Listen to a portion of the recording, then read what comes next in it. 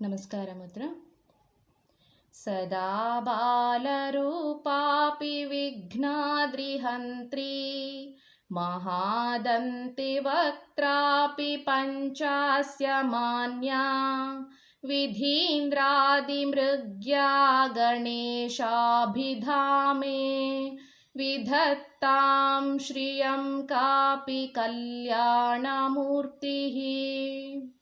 ಸದಾಶಿವಸಮಾರಂಭಾಂ ಶಂಕರಾಚಾರ್ಯಮಧ್ಯಮಾಂ ಅಸ್ಮದಾಚಾರ್ಯಪರ್ಯಂತಾಂ ವಂದೇ ಗುರುಪರಂಪರಾಂ ವಂದೇ ಗುರುಪರಂಪರಾಂ.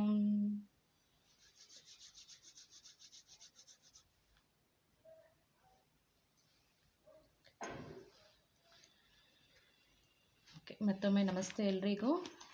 ಹಿಂದಿನ ಕ್ಲಾಸಲ್ಲಿ 4 ಧ್ಯಾನ ಶ್ಲೋಕಗಳಾಗಿತ್ತು. ಇವಾಗ 5ನೇ ಧ್ಯಾನ ಶ್ಲೋಕವನ್ನು ನೋಡಬೇಕಾಗಿದೆ.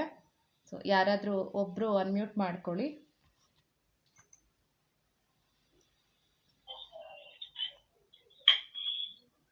ಶಾಂತಲಾ ಭಗಿನಿ ಅನ್ಮ್ಯೂಟ್ ಮಾಡ್ಕೊಳ್ಳಿ. ವಸುದೇವಸುತಂ ದೇವಂ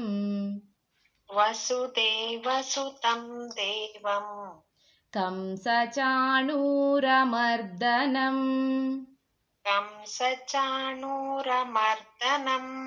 ದೇವಕೀ ಪರಮಾನಂದಂ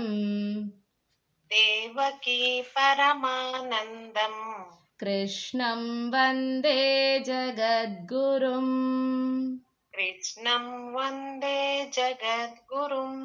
ಒಂದ್ಸರಿ ಪೂರ್ತಿ ಹೇಳಿ ಭಗಿನಿ. ವಸುದೇವಸುತಂ ದೇವಂ ಕಂಸಚಾಣೂರಮರ್ದನಂ ದೇವಕೀ ಪರಮಾನಂದಂ ಕೃಷ್ಣಂ ವಂದೇ ಜಗದ್ಗುರುಂ. ಧನ್ಯವಾದ ಭಗಿನಿ. ಓಕೆ, ಮೊದಲಿಗೆ ನಾವು ಧ್ಯಾನ ಶ್ಲೋಕದಲ್ಲಿ ಪಾರ್ಥಾಯ ಪ್ರತಿಬೋಧಿತಾಂ, ಅದರಲ್ಲಿ ಯಾರು ಯಾರಿಗೆ ಗೀತೆಯನ್ನು ಹೇಳಲ್ಪಟ್ಟಿದ್ದು ಅನ್ನೋದನ್ನ ತಿಳ್ಕೊಂಡಿದ್ವಿ. ಹಾಗೆ ಯಾರು ಇದನ್ನ ರಚನೆ ಮಾಡಿದ್ಯಾರು, ವೇದವ್ಯಾಸರು ಇದನ್ನ ರಚನೆ ಮಾಡಿದ್ರು ಅನ್ನೋದು, ಹಾಗೆ ಈ ಗೀತೆ ಅನ್ನೋದು ಎಲ್ಲಿ ಬರುತ್ತೆ ಅಂತ ಅನ್ನೋದು ಕೂಡ ತಿಳ್ಕೊಂಡಿದ್ವಿ. ಹಾಗೆ ಎಷ್ಟು ಅಧ್ಯಾಯಗಳಿದೆ, ಅಷ್ಟಾಧ್ಯಾಯಿನೀಂ ಅಂಬತ್ವಾಂ ಅನುಸಂಧಾಮಿ ಭಗವದ್ಗೀತೆ ಭವದ್ವೇಷಿಣಿ, ಅಂದರೆ ನಿನ್ನನ್ನು ನಾನು ಅನುಸಂಧಾನ ಮಾಡ್ತೀನಿ, ನನ್ನನ್ನು ಈ ಭವಸಾಗರದಿಂದ ನನ್ನನ್ನು ರಕ್ಷಣೆ ಮಾಡು ಅಂತ ಹೇಳಿ ಕೇಳ್ಕೊಂಡಿದ್ವಿ. ಅಂದರೆ ಮೊದಲನೇ ಶ್ಲೋಕದಲ್ಲಿ ಅದೆಲ್ಲವೂ ಕೂಡ ಬಂದಿತ್ತು. ಇನ್ನು 2ನೇ ಶ್ಲೋಕದಲ್ಲಿ ನಮೋಸ್ತುತೆ ವ್ಯಾಸ ವಿಶಾಲ ಬುದ್ಧೆ, ಅಂದರೆ ವಿಶಾಲ ಬುದ್ಧಿಯುಳ್ಳಂತಹ ವ್ಯಾಸರಿಗೆ ಕೃತಜ್ಞತೆಯನ್ನು ಹೇಳುವಂತಹ ಶ್ಲೋಕ. ಹಾಗೆ 3ನೇ ಶ್ಲೋಕಕ್ಕೆ ಬಂದಾಗ ಪ್ರಪನ್ನ ಪಾರಿಜಾತಾಯ ತೋತ್ರ ವೇತ್ರೈಕಪಾಣಯೇ ಜ್ಞಾನಮುದ್ರಾಯ ಕೃಷ್ಣಾಯ ಗೀತಾಮೃತದೇಹೇ ನಮಃ, ಕೃಷ್ಣನಿಗೆ ನಮನವನ್ನು ಸಲ್ಲಿಸುವಂತಹ ಶ್ಲೋಕ. ಅಂದರೆ ಪಾರಿಜಾತ ವೃಕ್ಷದ ಹಾಗೆ ಕೃಷ್ಣ ಇದ್ದಾನೆ ಅಂತ ಹೇಳಿ ಈ ಗೀತಾಮೃತವನ್ನು ನಮಗೆ ಕೊಟ್ಟಿದ್ದಾನೆ ಅಂತ ಹೇಳಿ ಕೃಷ್ಣನಿಗೆ ಕೃತಜ್ಞತೆಯನ್ನು ಹೇಳೋವಂಥ ಶ್ಲೋಕ. ಅದಾದ ನಂತರ ಸರ್ವೋಪನಿಷದೋ ಗಾವೋ ಆ ಶ್ಲೋಕವನ್ನು ನೋಡಿದ್ವಿ. ಅದರಲ್ಲಿ ಎಲ್ಲ ಉಪನಿಷತ್ತುಗಳ ಸಾರವಾದಂತಹ ಗೀತೆಯನ್ನು ಉಪನಿಷತ್ತುಗಳನ್ನು ಗೋವುಗಳನ್ನಾಗಿ ಮಾಡಿಕೊಂಡು ಅರ್ಜುನನನ್ನ ಕರುವನ್ನಾಗಿ ಮಾಡಿಕೊಂಡು ಗೀತೆ ಎಂಬ ಅಮೃತವನ್ನು ಗೋಪಾಲನಂದನ ಅವನು ಕರೀತಾ ಇದ್ದಾನೆ. ದೋಗ್ಧ ಗೋಪಾಲನಂದನ, ಹಾಲು ಕರೆಯೋವನು ಯಾರು ಅಂತಂದರೆ ಗೋಪಾಲನಂದನ ಕೃಷ್ಣ. ಅವನು ಹಾಲನ್ನು ಕರೀತಾ ಇದ್ದಾನೆ. ಯಾರು ಸಜ್ಜನರಿರ್ತಾರೋ ಅವರೆಲ್ಲರೂ ಕೂಡ ಈ ಗೀತೆಯ ಅಮೃತವನ್ನು ಆಸ್ವಾದಿಸ್ತಾ ಇದ್ದಾರೆ ಅನ್ನೋದನ್ನ ನೋಡಿದ್ವಿ. ಈಗ ಮುಂದಿನ ಶ್ಲೋಕ ವಸುದೇವಸುತಂ ದೇವಂ ಕಂಸಚಾಣೂರಮರ್ದನಂ ದೇವಕೀ ಪರಮಾನಂದಂ ಕೃಷ್ಣಂ ವಂದೇ ಜಗದ್ಗುರುಂ.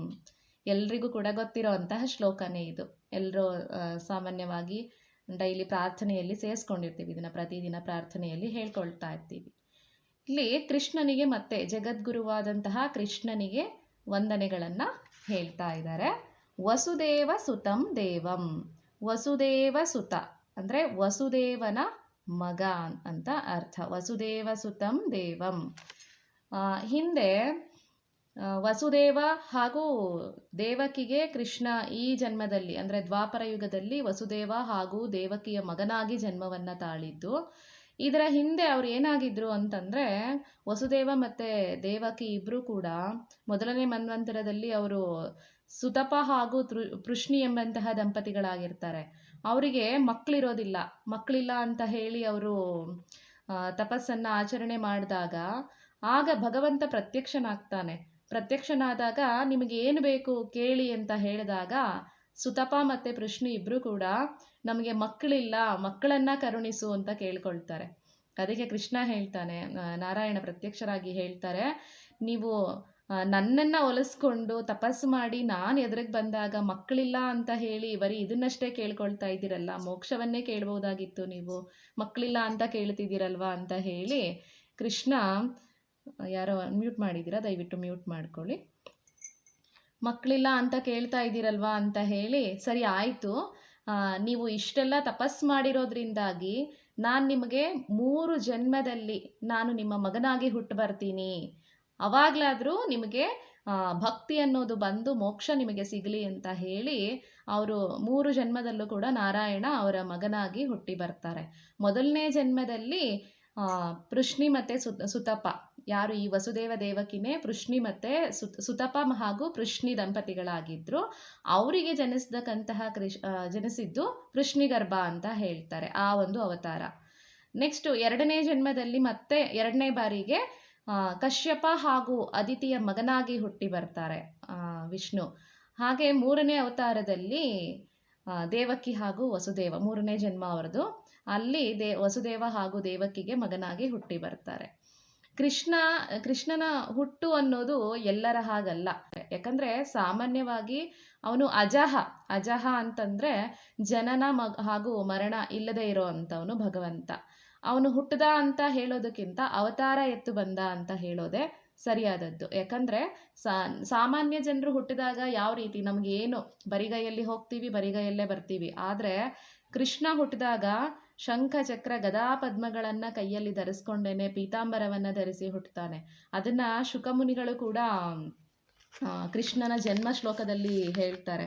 ಏನಂದ್ರೆ, ತಮ್ ಅದ್ಭುತಂ ಬಾಲಕಂ ಅಂಬುಜೇಕ್ಷಣಂ ಚತುರ್ಭುಜಂ ಶಂಖ ಗದಾರ್ಯುಧಾಯುಧಂ ಶ್ರೀವತ್ಸಲಕ್ಷಂ ಗಲಶೋಭಿಕೌಸ್ತುಭಂ ಪೀತಾಂಬರಂ ಸಾಂದ್ರ ಪಯೋಧ ಸೌಭಗಂ ಮಹಾರ್ಹ ವೈಢೂರ್ಯ ಕಿರೀಟ ಕುಂಡಲ ತ್ವಿಷಾ ಪರಿಷ್ವಕ್ತ ಸಹಸ್ರ ಕುಂತಲಂ ಉದ್ದಾಮ ಕಾಂಚಾಂಗದ ಕಂಕಣಾದಿಭಿ ವಿರೋಚಮಾನಂ ವಸುದೇವ ಈಕ್ಷತ ಅಂತ. ಅಂದ್ರೆ ಕೃಷ್ಣ ಹುಟ್ಟಬೇಕಾದ್ರೆ ಕಂಸ ದೇವಕಿಗೆ ಹುಟ್ಟಿದಂತಹ 8ನೇ ಮಗುವಿಂದಾಗಿ ಕಂಸನ ಸಾವಾಗತ್ತೆ ಅನ್ನೋದು ಅಶರೀರವಾಣಿಯಾಗತ್ತೆ.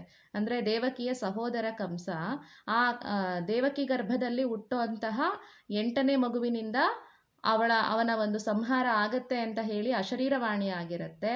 ಆ ಕಾರಣದಿಂದಾಗಿ ಕಂಸ ಏನ್ ಮಾಡ್ತಾನೆ, ಹುಟ್ಟಿದಂತಹ ಪ್ರತಿಯೊಂದು ಮಗುವನ್ನು ಕೂಡ ಅದರ ಕಾಲನ್ನ ಹಿಡ್ಕೊಂಡು ಬಂಡೆ ಕಲ್ಲಿಗೆ ಹೊಡೆದು ಆ ಮಗುವನ್ನ ಸಾಯಿಸ್ತಾ ಬರ್ತಾನೆ. 6 ಮಕ್ಕಳನ್ನ ಅದೇ ರೀತಿ ಸಾಯಿಸ್ತಾನೆ. ಆದ್ರೆ 7ನೇ ಮಗು ಆ ಗರ್ಭದಿಂದ ಮಾಯವಾಗತ್ತೆ. ಅಂದ್ರೆ ರೋಹಿಣಿ, ಇನ್ನೊಬ್ಳು ವಸುದೇವನ ಪತ್ನಿಯಾದಂತಹ ರೋಹಿಣಿಯ ಗರ್ಭವನ್ನ ಸೇರುತ್ತೆ. ದೇವತೆಗಳೇ ಕೂಡ ಅಲ್ಲಿ ಅದನ್ನ ಮಾಯ ಮಾಡಿ ಅಲ್ಲಿಗೆ ಆ ಗರ್ಭಕ್ಕೆ ಹಾಕ್ತಾರೆ. ಅವನೇ ಬಲರಾಮ. ಇನ್ನು 8ನೇ ಮಗುವಾಗಿ ಕೃಷ್ಣ ಹುಟ್ಟಿದಾಗ ಪೂರ್ತಿ ಅಂದ್ರೆ ಮಧ್ಯರಾತ್ರಿಯ ಸಮಯದಲ್ಲಿ ಅವನ ಜನನ ಆಗತ್ತೆ. ಹುಟ್ಟಿದಾಗ ಹೇಗಿರ್ತಾನೆ ಅಂತಂದ್ರೆ ಶಂಖ ಚಕ್ರ ಗದಾ ಪದ್ಮಗಳನ್ನ ಕೈಯಲ್ಲಿ ಧರಿಸ್ಕೊಂಡೇ ಹುಟ್ಟುತ್ತಾನೆ. ಪೀತಾಂಬರವನ್ನ ಧರಿಸಿರ್ತಾನೆ. ಹಾಗೆ ಅವನು ನೋಡ್ಲಿಕ್ಕೆ ಅಷ್ಟೊಂದು ಅವನ ಮುಖವೇ ಪ್ರಕಾಶಮಾನವಾಗಿ ಹೊಳಿತಾ ಇರುತ್ತೆ. ಆವಾಗ ಅವನು ಹೇಳ್ತಾನೆ, ನಾನು ಇಲ್ಲಿ ಇರೋದು ಬೇಡ. ಅಂದ್ರೆ ಶರೀರವಾಣಿ ಆಗತ್ತೆ, ವಿಷ್ಣು ಪ್ರತ್ಯಕ್ಷರಾಗಿ ಹೇಳ್ತಾರೆ. ಹೇಳಿದಾಗ ಇಲ್ಲಿ ಇರೋದು ಬೇಡ, ನೀವು ನನ್ನನ್ನ ನಂದಗೋಪನ ಮನೆಗೆ ಅಲ್ಲಿಗೆ ಕರ್ಕೊಂಡು ಹೋಗಿ ಅಲ್ಲಿರುವಂತಹ ಮಗುವನ್ನ ಇಲ್ಲಿಗೆ ತಗೊಂಡು ಬನ್ನಿ ಅಂತ ಹೇಳಿದಾಗ ಅವಾಗ ವಸುದೇವ ಹೇಗೆ ಕರ್ಕೊಂಡು ಹೋಗೋದು, ಈ ರೀತಿ ಬಂಧನದಲ್ಲಿ ಇರಿಸ್ಬಿಟ್ಟಿದ್ದಾನೆ ಕಂಸ ನಮ್ಮನ್ನ, ಯಾವ ರೀತಿ ನಿನ್ನನ್ನು ಕರ್ಕೊಂಡು ಹೋಗೋದು ಇವಾಗ ನಾನು ಅಂದಾಗ ಆ ಕಾರಾಗೃಹದಲ್ಲಿ ಇರಿಸಿರ್ತಾರಲ್ವ ಅವರನ್ನ, ಆ ಕಾರಾಗೃಹದ ಬಾಗಿಲುಗಳು ತನ್ನಕ್ಕೆ ತಾನಾಗಿ ತೆರ್ಕೊಳ್ಳುತ್ತೆ. ಅದು ತೆರ್ಕೊಂಡಾಗ ಮತ್ತೆ ಅವ್ರ ಕೈಗೆ ಹಾಕಿದಂತಹ ಬೇಡಿಗಳು ಕೂಡ ತೆರ್ಕೊಳ್ಳುತ್ತೆ. ಬೇಡಿಯನ್ನ ಹಾಕಿ ಹಾಕಿರ್ತಾರೆ, ಅದು ಕೂಡ ತನ್ನಕ್ಕೆ ತಾನಾಗೆ ಎಲ್ಲ ಕಳಚ್ಕೊಂಡು ಬೀಳುತ್ತೆ. ಆಗ ಒಂದು ಬಿದಿರಿನ ಬುಟ್ಟಿಯಲ್ಲಿ ಕೃಷ್ಣನನ್ನ ಇಟ್ಕೊಂಡು ಯಮುನಾ ನದಿಯನ್ನ ದಾಟಿ ಅವರು ಅಲ್ಲಿ ಹೋಗ್ಬೇಕಾಗತ್ತೆ ನಂದಗೋಪನ ಮನೆಗೆ. ಅಲ್ಲಿ ಹೋಗಬೇಕಾದ್ರೆ ಯಮುನಾ ನದಿ ತುಂಬ ಜೋರಾದ ಮಳೆ ಬಂದು ಉಕ್ಕಿ ಹರಿತಾ ಇರುತ್ತೆ. ವಸುದೇವನಿಗೆ ಯಾವ ರೀತಿ ಇಲ್ಲಿ ಹೋಗೋದು ಅಂತ ಅನ್ಸುತ್ತೆ. ಆದರೂ ಕೂಡ ಕೃಷ್ಣನನ್ನ ತಲೆ ಮೇಲೆ ಹೊತ್ಕೊಂಡಿದ್ನಲ್ವಾ, ಆ ನೀರಿಗೆ ಕಾಲಿಡ್ತಾನೆ ಯಮುನಾ ನದಿ ತನ್ನತ್ತಾನಾಗೆ ಆ ಒಂದು ಜಾಗವನ್ನು ಬಿಡಲಿಕ್ಕೆ ಶುರು ಮಾಡುತ್ತೆ. ಯಮುನಾ ನದಿ ನೀರು ಅವನಿಗೆ ಸೊಂಟದಿಂದ ಮೇಲೆ ಬರೋದೇ ಇಲ್ಲ. ಅಷ್ಟರ ಮಟ್ಟಿಗೆ ಯಮುನೆಯ ಕೃಪೆ ಅಂದರೆ ಕೃಷ್ಣನ ಕೃಪೆ ಅಷ್ಟರ ಮಟ್ಟಿಗಿರುತ್ತೆ. ಆಮೇಲೆ ಶೇಷ ಕೂಡ ಅವನ ಒಂದು ಕೃಷ್ಣನ ಮೇಲೆ ಯಾವುದೇ ರೀತಿಯ ಮಳೆ ನೀರು ಬೀಳದೇ ಇರಲಿ ಅಂತ ಹೇಳಿ ಅವನ ಹಿಂದೆನೇ ಬರ್ತಾ ಇರ್ತಾನೆ ಶೇಷನು ಕೂಡ ಕೊಡೆಯ ರೀತಿನಲ್ಲಿ. ಸೊ ಹೀಗಿರಬೇಕಾದ್ರೆ ಅವನು ತಗೊಂಡೋಗ್ಬಿಟ್ಟು ವಸುದೇವ ಆ ಮಗುವನ್ನು ಕೃಷ್ಣನನ್ನು ತಗೊಂಡೋಗಿ ನಂದಗೋಪನ ಮನೆಯಲ್ಲಿ ಹುಟ್ಟಿದಂತಹ ಹೆಣ್ಣು ಮಗುವನ್ನು ಬದಲಾಯಿಸಿ, ಅಂದರೆ ಅವರು ನಿದ್ರೆಯಲ್ಲಿರಬೇಕಾದ್ರೆ ಕೃಷ್ಣನನ್ನು ಅಲ್ಲಿಟ್ಟು ಆ ಮಗುವನ್ನು ವಾಪಸ್ ತಗೊಂಡು ಬಂದು ಇಡ್ತಾರೆ ಇಲ್ಲಿಗೆ ದೇವಕಿ ಹತ್ರ ತಗೊಂಡು ಬಂದಾಗ. ಆಗ ಕಂಸ ಬಂದು ಬೆಳಗ್ಗೆ ಬಂದು ನೋಡಿದಾಗ ಹೆಣ್ಣು ಮಗುವಿನ ಜನನ ಆಗಿದೆಯಲ್ಲ, ಬೇಡ ಇದನ್ನು ಕೊಲ್ಲೋದು ಅಂತ ಹೇಳಿದಾಗ ಅದು ಹೆಣ್ಣು ಗಂಡು ಅಂತ ಅಶರೀರವಾಣಿ ಆಗಿದ್ದಲ್ಲ, 8ನೇ ಗರ್ಭ ಅಂತ ಹೇಳಿದ್ದಾರೆ. ಹಾಗಾಗಿ ಇದು ಕೂಡ ನನ್ನ ಮೃತ್ಯುವಿಗೆ ಕಾರಣ ಆಗ್ಬೋದು ಅಂತ ಹೇಳಿ ಅದನ್ನು ಕೊಲ್ಲೋದಕ್ಕೆ ನೋಡ್ತಾರೆ. ಕಂಸ ಕೊಲ್ಲಬೇಕು ಅಂತ ಅಂದ್ಕೊಳ್ತಾನೆ. ಅಷ್ಟರಲ್ಲಿ ಆ ಮಗು ಕೈಯಿಂದನೇ ಮಾಯ ಆಗಿಬಿಟ್ಟು ಒಂದು ಯೋಗ ಮಾಯೆಯ ರೂಪದಲ್ಲಿ ಆ ಕಂಸನಿಗೆ ಹೇಳುತ್ತೆ, ನನ್ನನ್ನು ನೀನು ಕೊಲ್ಲೋದಕ್ಕೆ ಸಾಧ್ಯ ಇಲ್ಲ, ನಿನ್ನನ್ನು ಕೊಲ್ಲೋ ಅಂತಹ ವ್ಯಕ್ತಿ ಈಗಾಗಲೇ ಹುಟ್ಟಿದ್ದಾಗಿದೆ, ಆ ಮಗು ಕ್ಷೇಮವಾಗಿ ಇದೆ ಅಂತ ಹೇಳಿ ಅಲ್ಲಿಂದ ಅಂತರ್ಧಾನಳಾಗ್ಬಿಡ್ತಾಳೆ. ಸೊ ಇಷ್ಟು ಕೃಷ್ಣ ಹುಟ್ಟಿದಂಥದ್ದು. ಅಂದರೆ ವಸುದೇವನ ಮಗನಾಗಿ ಅವರು ಮಾಡಿದಂತಹ ತಪಸ್ಸಿನ ಫಲವಾಗಿ ಅವರು ಕೃಷ್ಣ ಅಲ್ಲಿ ಹುಟ್ಟಿ ಬಂದಿರ್ತಾರೆ. ಹಾಗಾಗಿ ವಸುದೇವ ಸುತಂ ದೇವಂ ಕಂಸ ಚಾಣೂರ ಮರ್ದನಂ, ಕಂಸ ಹಾಗೂ ಚಾಣೂರನನ್ನ, ಕಂಸ ಕೃಷ್ಣನ ಸೋದರ ಮಾವ ಆಗಲೇ ಹೇಳಿದಾಗೆ, ಮತ್ತೆ ಚಾಣೂರ, ಈ ಕಂಸ ಚಾಣೂರರನ್ನ ಇವರು ಕೃಷ್ಣನನ್ನ ಮಲ್ಲ ಯುದ್ಧಕ್ಕೆ ಆಹ್ವಾನ ಮಾಡಿರ್ತಾರೆ. ಕಂಸ ಹಾಗೂ ಚಾಣೂರ ಇವರನ್ನ ಮಲ್ಲ ಯುದ್ಧದಲ್ಲಿ ಕೊಂದು ಕಂಸ ಹಾಗೂ ಚಾಣೂರ ಇಬ್ಬರನ್ನೂ ಕೂಡ ಅವನು ಕೊಲ್ತಾನೆ. ಹಾಗೆ ದೇವಕಿ ಪರಮಾನಂದಂ, ಅಂದರೆ ದೇವಕಿಗೆ ಪರಮಾನಂದವನ್ನು ಉಂಟು ಮಾಡಿದ, ಅಂದರೆ ಕೃಷ್ಣನೇ ತನ್ನ ಹೊಟ್ಟೆಯಲ್ಲಿ ಹುಟ್ಟು ಬಂದಾಗ ಅವಳಿಗೆ ಎಷ್ಟು ಆನಂದ ಆಗಿರುತ್ತೆ. ಮತ್ತು ಅವರನ್ನು ಜೈಲಿಂದ ಕೂಡ, ಅಲ್ಲಿ ಕಾರಾಗೃಹದಿಂದ ಕೂಡ ಮುಕ್ತರನ್ನಾಗಿ ಮಾಡಿಸ್ತಾನೆ. ಹಾಗಾಗಿ ದೇವಕಿಗೆ ಆನಂದವನ್ನು ಉಂಟು ಮಾಡಿದವನು. ದೇವಕಿ ಪರಮಾನಂದಂ ಕೃಷ್ಣಂ ವಂದೇ ಜಗದ್ಗುರುಂ, ಅಂದರೆ ಜಗದ್ಗುರುವಾದಂತಹ ಕೃಷ್ಣನಿಗೆ ನಾನು ನಮಸ್ಕಾರವನ್ನು ಮಾಡ್ತೇನೆ, ವಂದನೆಗಳನ್ನು ಸಲ್ಲಿಸ್ತೇನೆ ಅನ್ನೋದು ಈ ಶ್ಲೋಕದ ಅರ್ಥ. ವಸುದೇವ ಸುತಂ ದೇವಂ, ವಸುದೇವನ ಸುತನಾದ ದೇವನು, ಕಂಸ ಚಾಣೂರ ಮರ್ದನಂ, ಕಂಸ ಹಾಗೂ ಚಾಣೂರರನ್ನ ಮರ್ದನ ಮಾಡಿದ. ಹಾಗೆ ದೇವಕಿ ಪರಮಾನಂದಂ, ದೇವಕಿಗೆ ಪರಮಾನಂದವನ್ನ ಉಂಟು ಮಾಡಿದ. ಕಂಸ ಚಾಣೂರರನ್ನ ಮರ್ದನ ಮಾಡಬೇಕಾದ್ರೆ ಅದರಲ್ಲಿ ಅವನು ಯಾವ ಥರ, ಅಂದರೆ ಕೃಷ್ಣ ಇದ್ದಿದ್ದೇ ಸಣ್ಣದಾಗಿ ಅಲ್ವಾ, ಎಷ್ಟು ಅಂದರೆ ಆ ಒಂದು ಹೊಡೆತವನ್ನು ಸಹಿಸ್ಕೊಳ್ಳೋ ಅಷ್ಟು ಗಟ್ಟಿಯನ್ನಾಗೂ ಮಾಡ್ಕೊಳ್ತಾ ಇದ್ದಂತೆ ಆತನ ಮೈಯನ್ನು. ಹಾಗೆ ಮೃದುವಾಗೂ ಕೂಡ ಮಾಡ್ಕೊಳ್ಳುವಂತಹ ಸಾಮರ್ಥ್ಯ ಅವನಿಗಿರುತ್ತೆ. ಆ ರೀತಿ ಅವರಿಬ್ಬರ ಮಧ್ಯೆ ಮಲ್ಲಯುದ್ಧ ನಡೆದು ಚಾಣೂರ ಸಂಹಾರ ಆಗಿದ ನಂತರ ಕಂಸ ಬರ್ತಾನೆ. ಕಂಸ ಬಂದಾಗ ಕಂಸನನ್ನು ಕೂಡ ಅಲ್ಲೇ ಆತನ ಪ್ರಜೆಗಳ ಎದುರಿಗೇನೆ ಅವನನ್ನು ಕೂಡ ಕೊಲ್ತಾನೆ ಕೃಷ್ಣ. ಅಂದರೆ ಇಲ್ಲಿ ತನ್ನ ಸೋದರ ಮಾವ ಆಗಿದ್ರೂ ಕೂಡ ಕಂಸನನ್ನ ಸಂಹಾರ ಮಾಡಿದ್ದಾನೆ. ಇಲ್ಲಿ ಅರ್ಜುನ 2ನೇ ಅಧ್ಯಾಯದಲ್ಲಿ ಕೇಳ್ತಾನೆ, ಕಥಂ ಭೀಷ್ಮಮಹಂ ಸಂಖ್ಯೆ ದ್ರೋಣಂಚ ಮಧುಸೂದನ ಅಂತ. ಅಂದರೆ ಈ ಯುದ್ಧದಲ್ಲಿ ಭೀಷ್ಮ ದ್ರೋಣರು ಅಂದರೆ ನನ್ನ ತಾತ, ನನ್ನ ಆಚಾರ್ಯರು, ಗುರುಗಳನ್ನು ನಾನು ಯಾವ ರೀತಿ ಕೊಲ್ಲಲಿ ಕೃಷ್ಣ ಅಂತ ಹೇಳಿ. ಅದಕ್ಕೆ ಇಲ್ಲಿ ಮಧುಸೂದನ ಸರಸ್ವತಿಯವರು ಹೇಳ್ತಾ ಇದ್ದಾರೆ, ಕಂಸ ಎಷ್ಟು ದುಷ್ಟತನದಿಂದ ವರ್ತಿಸ್ತಾ ಇದ್ದ. ಹಾಗಿದ್ದಾಗ ತನ್ನ ಸೋದರ ಮಾವ ಅಂತ ಅನ್ನೋದನ್ನು ನೋಡ್ದೇನೆ ಕೃಷ್ಣ ಆತನನ್ನು ಅಲ್ಲಿ ಕೊಲ್ತಾನೆ. ಹಾಗಿದ್ದಾಗ ಅರ್ಜುನನಿಗೆ ಈ ಮೋಹ ಅನ್ನೋದು ಒಳ್ಳೆಯದಲ್ಲ ಅಂತ ಅನ್ನೋ ರೀತಿಯಲ್ಲಿ ಇದನ್ನು ಅರ್ಥೈಸ್ಕೊಳ್ಬೋದು. ಆ ಥರ ದೇವಕಿಗೆ ಪರಮಾನಂದವನ್ನು ಉಂಟು ಮಾಡಿದಂತಹ ಕೃಷ್ಣನಿಗೆ, ಜಗದ್ಗುರುವಾದ ಕೃಷ್ಣ, ಜಗತ್ತಿಗೆ ಗುರು ಅವನು, ಅಂತಹ ಕೃಷ್ಣನಿಗೆ ನಾನು ನಮಸ್ಕರಿಸುತ್ತೇನೆ ಅನ್ನೋದು ಈ ಒಂದು ಶ್ಲೋಕದ ಅರ್ಥ. ಇನ್ನು ಮುಂದಿನ ಶ್ಲೋಕ, ಭೀಷ್ಮದ್ರೋಣತಟ ಭೀಷ್ಮದ್ರೋಣತಟ ಜಯದ್ರಥ ಜಲ ಜಯದ್ರಥ ಜಲ ಗಾಂಧಾರ ನೀಲೋತ್ಪಲ ಗಾಂಧಾರ ನೀಲೋತ್ಪಲ ಶಲ್ಯಗ್ರಾಹವತಿ ಶಲ್ಯಗ್ರಾಹವತಿ ಕೃಪೇಣ ವಹನಿ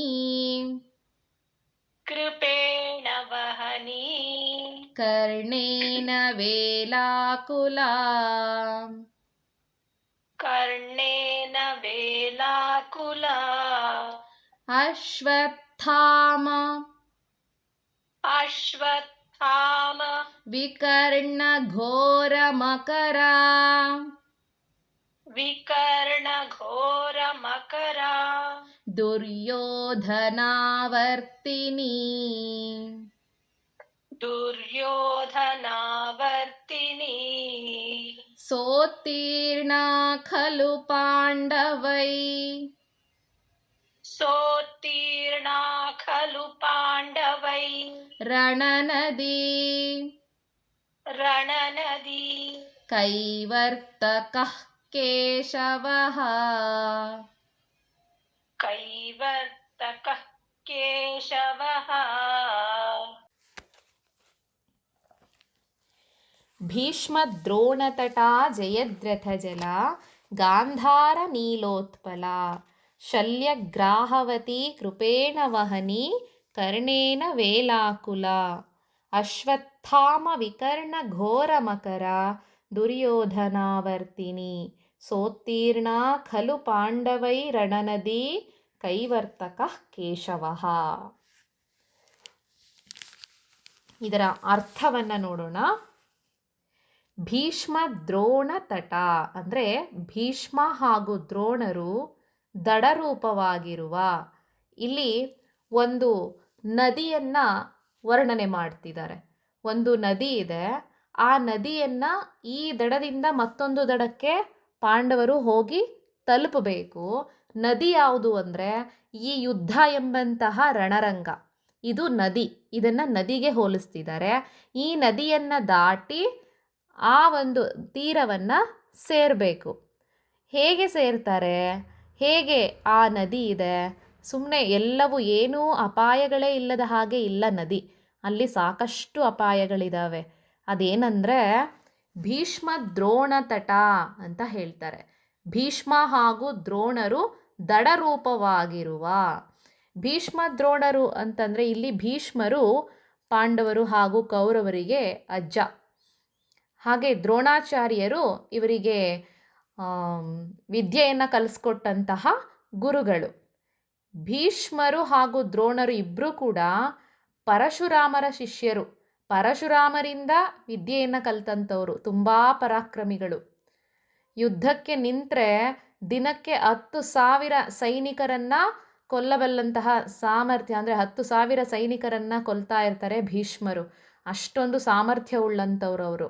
ಯಾರು ಕೂಡ ಹಸ್ತಿನಾಪುರಕ್ಕೆ ದಂಡೆತ್ತಿ ಬರುವಂತಹ ಸಾಹಸವನ್ನು ಮಾಡೋದಿಲ್ಲ, ಯಾಕಂದರೆ ಭೀಷ್ಮರ ಭಯದಿಂದಾಗಿ. ಅಷ್ಟು ಪರಾಕ್ರಮಿಗಳು ಅವರು ಅಂತಹ ಭೀಷ್ಮ ದ್ರೋಣರು ದಡರೂಪದಲ್ಲಿದ್ದಾರೆ, ದಡರೂಪವಾಗಿ ಇದ್ದಾರೆ. ಜಯದ್ರಥ ಜಲರೂಪವಾಗಿದ್ದಾನೆ, ನೀರಿನ ರೂಪದಲ್ಲಿ. ಅಂದರೆ ನದಿಗೆ ಮುಖ್ಯವಾಗಿ ಬೇಕಾಗಿರೋದು ನೀರು.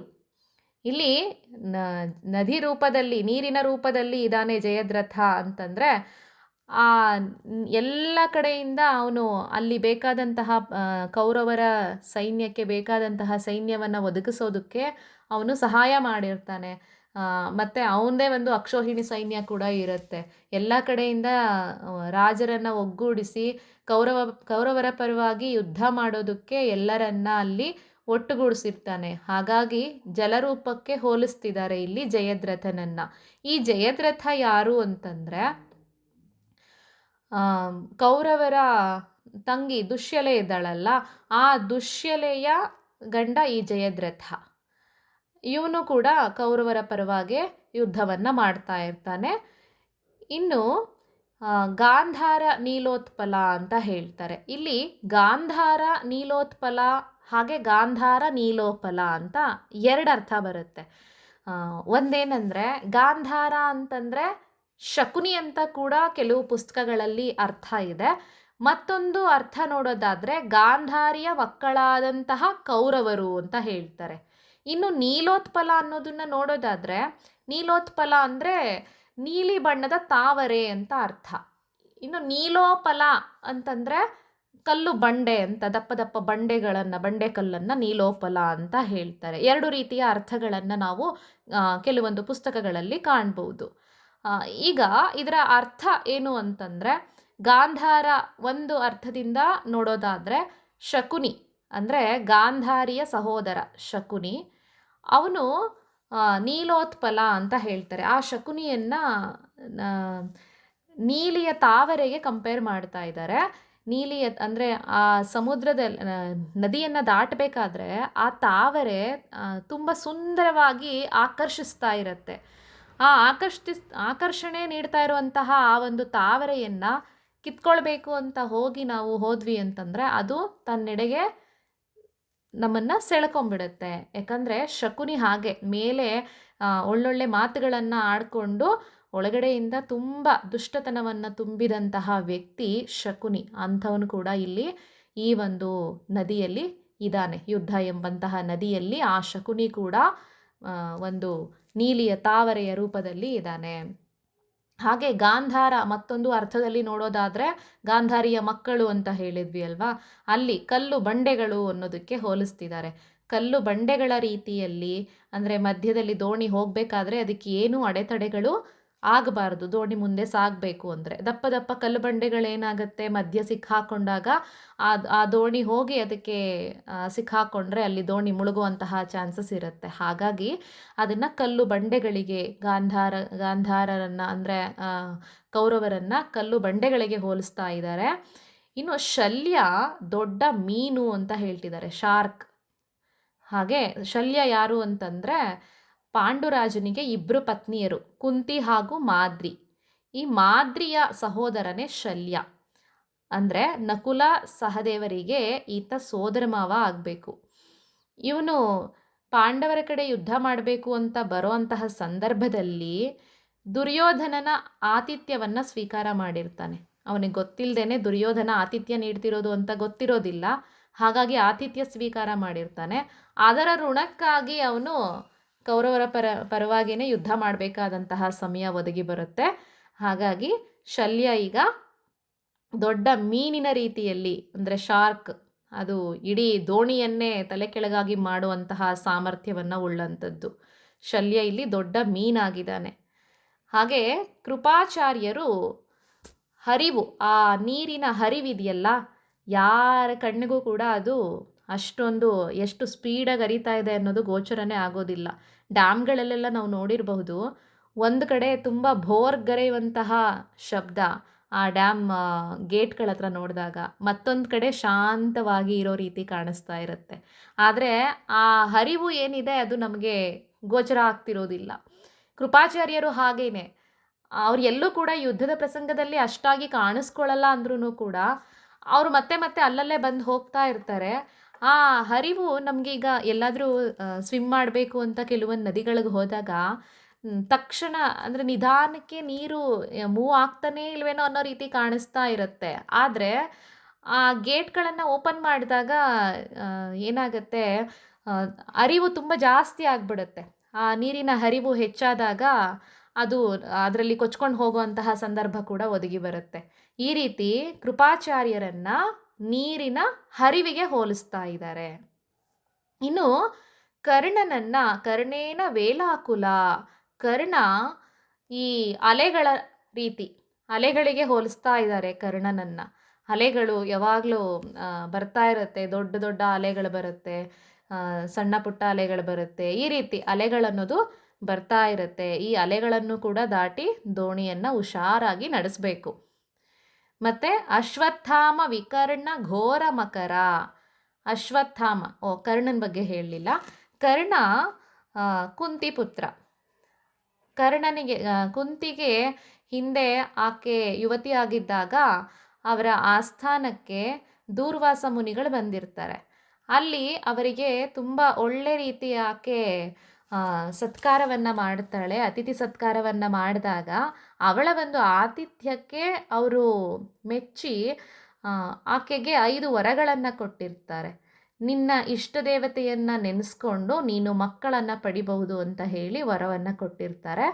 ಆಗ ಆಕೆ ಇನ್ನೂ ಯುವತಿಯಾಗಿರೋದ್ರಿಂದಾಗಿ ಕುತೂಹಲದ ಸ್ವಭಾವ, ನೋಡಬೇಕು ಈ ವರಗಳು ಸತ್ಯನಾ ಅಂತ ಹೇಳಿ ಪರೀಕ್ಷೆ ಮಾಡಬೇಕು ಅಂತ ಹೇಳಿ ಸೂರ್ಯದೇವನನ್ನು ಕುರಿತು ಅವಳು ಆ ಮಂತ್ರವನ್ನು ಪಠನೆ ಮಾಡ್ತಾಳೆ. ಆಗ ಆಕೆಗೆ ಕರ್ಣ ಆ ಮಗು ಕೊಡ್ತಾನೆ, ಅಂದರೆ ಸೂರ್ಯದೇವನಿಂದ ಆ ಮಗು ಅವಳಿಗೆ ಸಿಗುತ್ತೆ. ಆಗ ಆಕೆ ಏನು ಮಾಡ್ತಾಳೆ, ತುಂಬ ಶಾಕ್ ಆಗುತ್ತೆ ಅವಳಿಗೆ. ಅಯ್ಯೋ, ನಾನೇನೋ ಸುಮ್ಮನೆ ತಮಾಷೆಗೆ ಪರೀಕ್ಷೆ ಮಾಡೋದಕ್ಕೆ ಅಂತ ಹೋಗಿ ಈ ರೀತಿ ಆಗ್ಬಿಡ್ತಲ್ಲ, ಇವಾಗ ಇದನ್ನೆಲ್ಲ ಎಲ್ರಿಗೂ ಹೇಗೆ ಹೇಳೋದು, ಮನೆಯಲ್ಲಿ ತಂದೆಗೆ ಹೇಳಿದ್ರೆ ಎಷ್ಟು ಅಪವಾದ ಆಗತ್ತೆ. ಅಂದರೆ ಮದುವೆ ಆಗದೇ ಇರುವಂತಹ ಒಬ್ಬ ಕನ್ಯೆಗೆ ಮಗು ಹುಟ್ಟಿದೆ ಅಂತಂದರೆ ಎಲ್ಲರೂ ತನ್ನ ತಂದೆಯನ್ನು ದೂಷಣೆ ಮಾಡ್ತಾರೆ, ಸಮಾಜ ಆಕೆಯನ್ನು ನೋಡುವಂತಹ ಒಂದು ದೃಷ್ಟಿನೇ ಬದಲಾಗತ್ತೆ. ತನ್ನ ತಂದೆಯ ಮರ್ಯಾದೆ ಉಳಿಸ್ಬೇಕು, ಏನು ಮಾಡೋದು ಅಂತ ಆಕೆಗೆ ಏನು ಮಾಡಬೇಕು ಅಂತಲೇ ಗೊತ್ತಾಗಲ್ಲ. ಹಾಗಾಗಿ ಒಂದು ಬುಟ್ಟಿಯಲ್ಲಿ ಆ ಮಗುವನ್ನು ಇಟ್ಬಿಟ್ಟು, ಅದು ಹುಟ್ಟಬೇಕಾದ್ರೇ ಕರ್ಣಕುಂಡಲಗಳನ್ನು ಜೊತೆಯಲ್ಲೇ ಹುಟ್ಟಿರುತ್ತೆ. ಹಾಗಾಗಿ ಆ ಮಗುವನ್ನು ಏನು ಮಾಡ್ತಾಳೆ, ಒಂದು ಬುಟ್ಟಿಯಲ್ಲಿ ಹಾಕಿ ನದಿಯಲ್ಲಿ ತೇಲ್ಬಿಟ್ಬಿಡ್ತಾಳೆ. ಅದು ಅತಿರಥ ಹಾಗೂ ರಾಧೆಯರಿಗೆ ರಾಧೆಗೆ ಸಿಗುತ್ತೆ. ಅತಿರಥ ಹಾಗೂ ರಾಧೆ ಎಂಬಂತಹ ದಂಪತಿಗಳಿಗೆ ಸಿಗುತ್ತೆ ಹಸ್ತಿನಾಪುರದಲ್ಲಿ. ಆವಾಗ ಅವರು ಆ ಮಗುವನ್ನು ಎತ್ಕೊಂಡೋಗಿ ಸಾಕೊಳ್ತಾರೆ. ಹಾಗಾಗಿ ಕರ್ಣನನ್ನು ರಾಧೇಯ ಅಂತ ಕೂಡ ಕರೀತಾರೆ. ಇದು ಕರ್ಣ. ಆ ಕರ್ಣ ಇಲ್ಲಿ ಅಲೆಗಳಾಗಿ ಇದ್ದಾನೆ. ಇನ್ನು ಅಶ್ವತ್ಥಾಮ ವಿಕರ್ಣರು. ಅಶ್ವತ್ಥಾಮ ದ್ರೋಣಾಚಾರ್ಯರ ಪುತ್ರ, ದ್ರೋಣಾಚಾರ್ಯರ ಮಗ. ವಿಕರ್ಣ ಕೌರವರಲ್ಲಿ ಒಬ್ಬ. ವಿಕರ್ಣ, ಈ ವಿಕರ್ಣ ಇವನ ಒಂದು ಸನ್ನಿವೇಶ, ದ್ರೌಪದಿಯ ವಸ್ತ್ರಾಪಹರಣ ಬರುತ್ತಲ್ಲ, ಆ ಒಂದು ಸನ್ನಿವೇಶದಲ್ಲಿ ದ್ರೌಪದಿಯನ್ನು ವಸ್ತ್ರಾಪಹರಣ ಮಾಡಬೇಕಾದ್ರೆ ಇದು ತಪ್ಪು ಮಾಡಬಾರ್ದು ಅಂತ ಹೇಳಿ ವಿರೋಧಿಸಿದಂಥವನು ಇವನೊಬ್ಬನೇ, ವಿಕರ್ಣ. ಇವನು ಕೌರವರಲ್ಲಿ ಒಬ್ಬ ಸಹೋದರ ಇವನು. ಇವರಿಬ್ಬರು ಘೋರವಾದಂತಹ ಮೊಸಳೆಗಳು ಅಂತ ಹೇಳ್ತಾರೆ. ಮಕರ ಅಂದರೆ ಮೊಸಳೆಗಳು, ಅಂದರೆ ನುಂಗ್ ಹಾಕ್ಬಿಡುತ್ತೆ ಅದ್ರ ಕೈಗೆ ಸಿಕ್ಕಿದ್ರೆ ಅಂತ. ಇನ್ನು ದುರ್ಯೋಧನಾವರ್ತಿನಿ ಅಂತ ಹೇಳ್ತಾರೆ. ದುರ್ಯೋಧನನನ್ನು ಸುಳಿಗೆ ಹೋಲಿಸ್ತಿದ್ದಾರೆ. ಒಂದು ನದಿಯಲ್ಲಿ ಸುಳಿ ಇತ್ತು ಅಂತಂದರೆ ಅದು ಅಲ್ಲಿ ಅದರ ಹತ್ರ ಹೋದ್ರೇ ಎಲ್ಲರೂ ಎಳ್ಕೊಂಬಿಡುತ್ತೆ, ಸೆಳೆದ್ಬಿಡುತ್ತೆ, ತನ್ನೆಡೆಗೆ ಸೆಳ್ಕೊಂಡು ಪ್ರಾಣವನ್ನು ತೆಗೆಯುತ್ತೆ. ಹಾಗೆ ದುರ್ಯೋಧನ ಸುಳಿಯ ರೂಪದಲ್ಲಿ ಇದ್ದಾನೆ. ಇದೆಲ್ಲ ಯುದ್ಧ ಭೂಮಿಯಲ್ಲಿ ಒಬ್ಬೊಬ್ಬರನ್ನು ಯಾವ ಥರದವರು ಪರಾಕ್ರಮಿಗಳು ಅಲ್ಲಿದ್ದಾರೆ, ಎಷ್ಟು ಭಯಂಕರವಾದಂತಹ ಪರಾಕ್ರಮಿಗಳಲ್ಲಿದ್ದಾರೆ, ಅವ್ರು ಎಲ್ಲರಿಂದ ಈ ಯುದ್ಧವನ್ನು ಗೆಲ್ಲೋದು ಹೇಗೆ ಅನ್ನೋದನ್ನು ಹೇಳ್ತಾ ಇದ್ದಾರೆ. ಇಷ್ಟೆಲ್ಲ ಇದ್ದರೂ ಕೂಡ ಈ ಯುದ್ಧ ಎಂಬಂತಹ ನದಿಯಿಂದ ಕೈವರ್ತಕ ಕೇಶವ, ಈ ಯುದ್ಧ ಎಂಬಂತಹ ನದಿಯಿಂದ ಆ ದೋಣಿನಲ್ಲಿ ಕುತ್ಕೊಂಡ್ಬಿಟ್ಟಿದ್ದಾರೆ. ಯುದ್ಧ ಎಂಬಂತಹ ನದಿಯನ್ನು ದಾಟಬೇಕು ಈಗ ಅವರು. ದಾಟಿಸೋದು ಯಾರು, ಕೈವರ್ತಕ ಯಾರು ಅಂತಂದರೆ ಅವನೇ ಕೇಶವ. ಕೇಶವ ಅಂದರೆ ಕೃಷ್ಣ. ಈ ಕೃಷ್ಣ ಅವರನ್ನು ಈ ಯುದ್ಧ ಎಂಬಂತಹ ರಣನದಿಯಿಂದ, ಆ ಕೃಷ್ಣನ ಕೃಪೆಯಿಂದಾಗಿ ಅವರು ಆ ರಣನದಿಯನ್ನು ದಾಟ್ತಾರೆ ಅನ್ನೋದು ಇಲ್ಲಿ ತಾತ್ಪರ್ಯ. ಇದರ ಅರ್ಥ ಏನಂದರೆ, ನಮ್ಮ ಜೀವನದಲ್ಲೂ ಕೂಡ ಯಾವ ರೀತಿ ಇದನ್ನು ಅಳವಡಿಸ್ಕೊಳ್ಬಹುದು, ಹೇಗೆ ಇದು ನಮ್ಮ ಜೀವನಕ್ಕೆ ಹೊಂದಾಣಿಕೆ ಆಗತ್ತೆ ಅಂತಂದರೆ,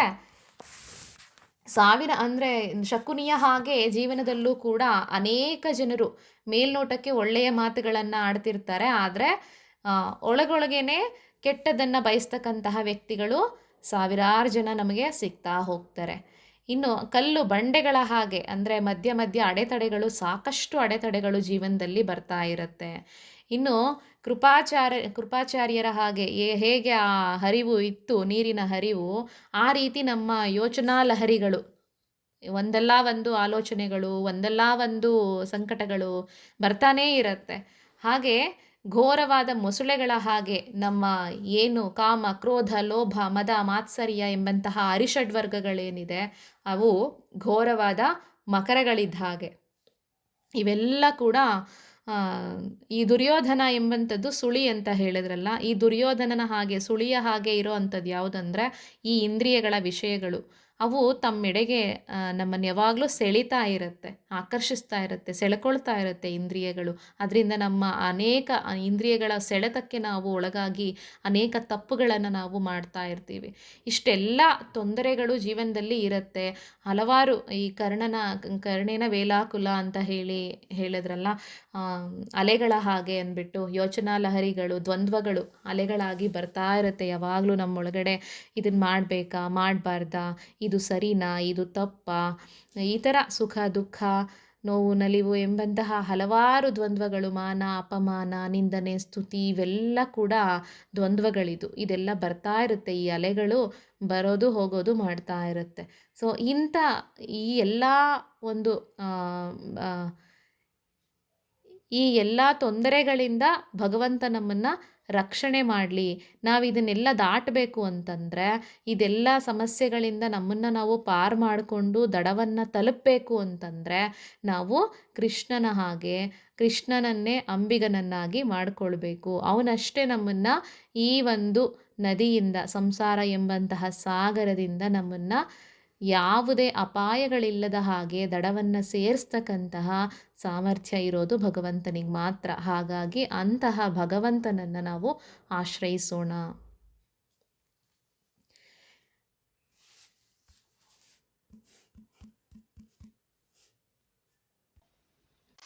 ನೆಕ್ಸ್ಟ್ ಶ್ಲೋಕ. ದೀಪಾ ಭಗಿನಿ ಅನ್ಮ್ಯೂಟ್ ಮಾಡ್ಕೊಳ್ಳಿ.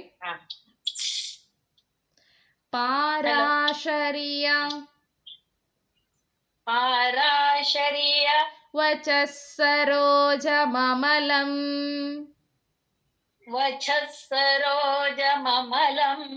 ಗೀತಾರ್ಥಗಂಧೋತ್ಕಟಂ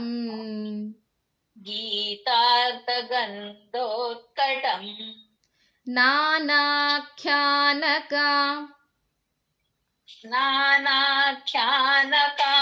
ಕೇಸರಂ ಹರಿಕಥಾ ಸಂಬೋಧನಾಬೋಧಿತಂ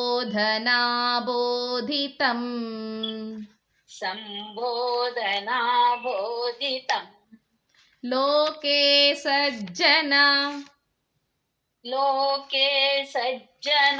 ಷಟ್ಪದೈರಹರಃ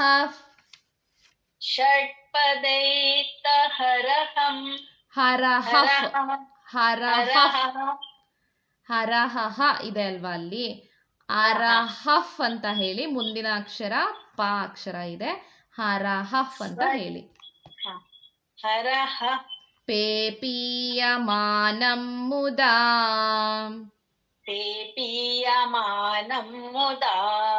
ಭೂಯಾದ್ ಭಾರತ ಪಂಕಜಂ ಕಲಿಮಲಾ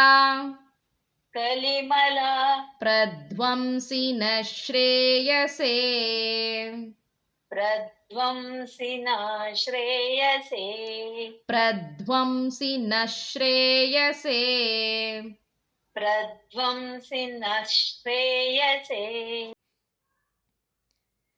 ಪಾರಾಶರಿಯ ವಚಃ ಸರೋಜಮಮಲಂ.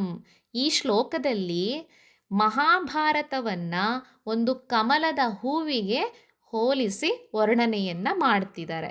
ಅದು ಹೇಗೆ ಅಂದರೆ, ಪಾರಾಶರಿಯ ವಚಃ ಸರೋಜಮಮಲಂ.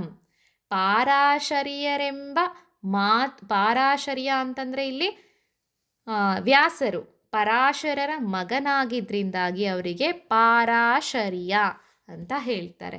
ಪಾರಾಶರ್ಯರ ವಚಃ ಸರೋಜ ಅಂದರೆ ವ್ಯಾಸರ ಮಾತುಗಳೆಂಬಂತಹ ಸರೋವರದಲ್ಲಿ ಹುಟ್ಟಿರುವ ಗೀತಾರ್ಥ ಗಂಧೋತ್ಕಟಂ. ಈ ಕಮಲ ಆ ಒಂದು ಮಾತುಗಳೆಂಬಂತಹ ವಚಃ ಸರೋಜ ಅಂದರೆ ಆ ಪಾರಾಶರ್ಯರ ವೇದವ್ಯಾಸರ ಮಾತುಗಳೆಂಬಂತಹ ಸರೋವರದಲ್ಲಿ ಕಮಲ ಹುಟ್ಟಿದೆ. ಮಹಾಭಾರತ ಎಂಬಂತಹ ಕಮಲ ಹುಟ್ಟಿದೆ. ಆ ಕಮಲ ಹುಟ್ಟಿದೆ, ಅಲ್ಲಿ ಕಮಲ ಇದೆ ಅಂತ ನಮಗೆ ಹೇಗೆ ಗೊತ್ತಾಗತ್ತೆ ಅಂತಂದರೆ, ಅದು ಸುವಾಸನೆಯನ್ನು ಬೀರ್ತಾ ಇದೆ. ಯಾವ ರೀತಿ ಸುವಾಸನೆ ಅಂದರೆ ಶ್ರೇಷ್ಠವಾದ ಸುವಾಸನೆಯನ್ನು ಬೀರ್ತಾ ಇದೆ. ಉತ್ಕಟವಾದ ಶ್ರೇಷ್ಠವಾದಂತಹ ಸುವಾಸನೆಯನ್ನು ಬೀರ್ತಾ ಇದೆ. ಆ ಸುವಾಸನೆ ಯಾವುದು ಅಂದರೆ ಅದೇ ಗೀತೆ.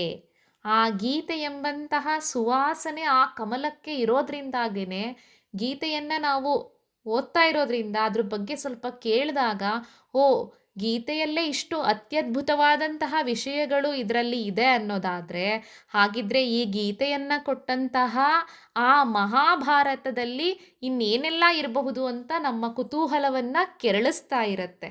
ಹಾಗಾಗಿ ಇಲ್ಲಿ ಆ ಒಂದು ಕಮಲಕ್ಕೆ ಸುವಾಸನೆ ಯಾವುದು ಅಂದರೆ ಗೀತೆ. ಆ ಕಮಲಕ್ಕೆ ಸುವಾಸನೆಯ ರೂಪದಲ್ಲಿ ಗೀತೆ ಇದೆ. ಹಾಗೆ ಆ ಕಮಲಕ್ಕೆ ದಳಗಳಿರ್ಬೇಕಲ್ವಾ? ಆ ದಳಗಳು ಯಾವುದು ಅಂತಂದರೆ ಅನೇಕ ಉಪಕಥೆಗಳು, ಹರಿಕಥೆಗಳು, ಸಾಕಷ್ಟು ಮಹಾಕಾವ್ಯಗಳಾಗಿರಬಹುದು, ಸಾಹಿತ್ಯಗಳಾಗಿರಬಹುದು, ಎಷ್ಟೆಲ್ಲ ಮಹಾಭಾರತದಿಂದ ರಚನೆಯಾಗಿದೆ. ಹಾಗಾಗಿ ಆ ಎಂಬಂತಹ ಕಮಲದ ದಳಗಳು ಯಾವುದು ಅಂತಂದರೆ ಈ ರೀತಿ ದಳಗಳಾಗಿ ಅನೇಕ ಕಥೆಗಳು, ಉಪಕಥೆಗಳು ಎಲ್ಲವೂ ಕೂಡ ಅದರಿಂದ ರಚನೆಯಾಗಿದೆ. ಅವೆಲ್ಲವನ್ನ ಇಲ್ಲಿ ದಳಗಳಿಗೆ ಹೋಲಿಸ್ತಾ ಇದ್ದಾರೆ. ಇನ್ನು ನಾನಾಖ್ಯಾನಕ ಕೇಸರಂ ಹರಿಕಥಾ ಸಂಬೋಧನಾಬೋಧಿತಂ. ಇದೆಲ್ಲ ಹೇಗೆ ಹೇಳಲ್ಪಟ್ಟಿದೆ ನಮಗೆ?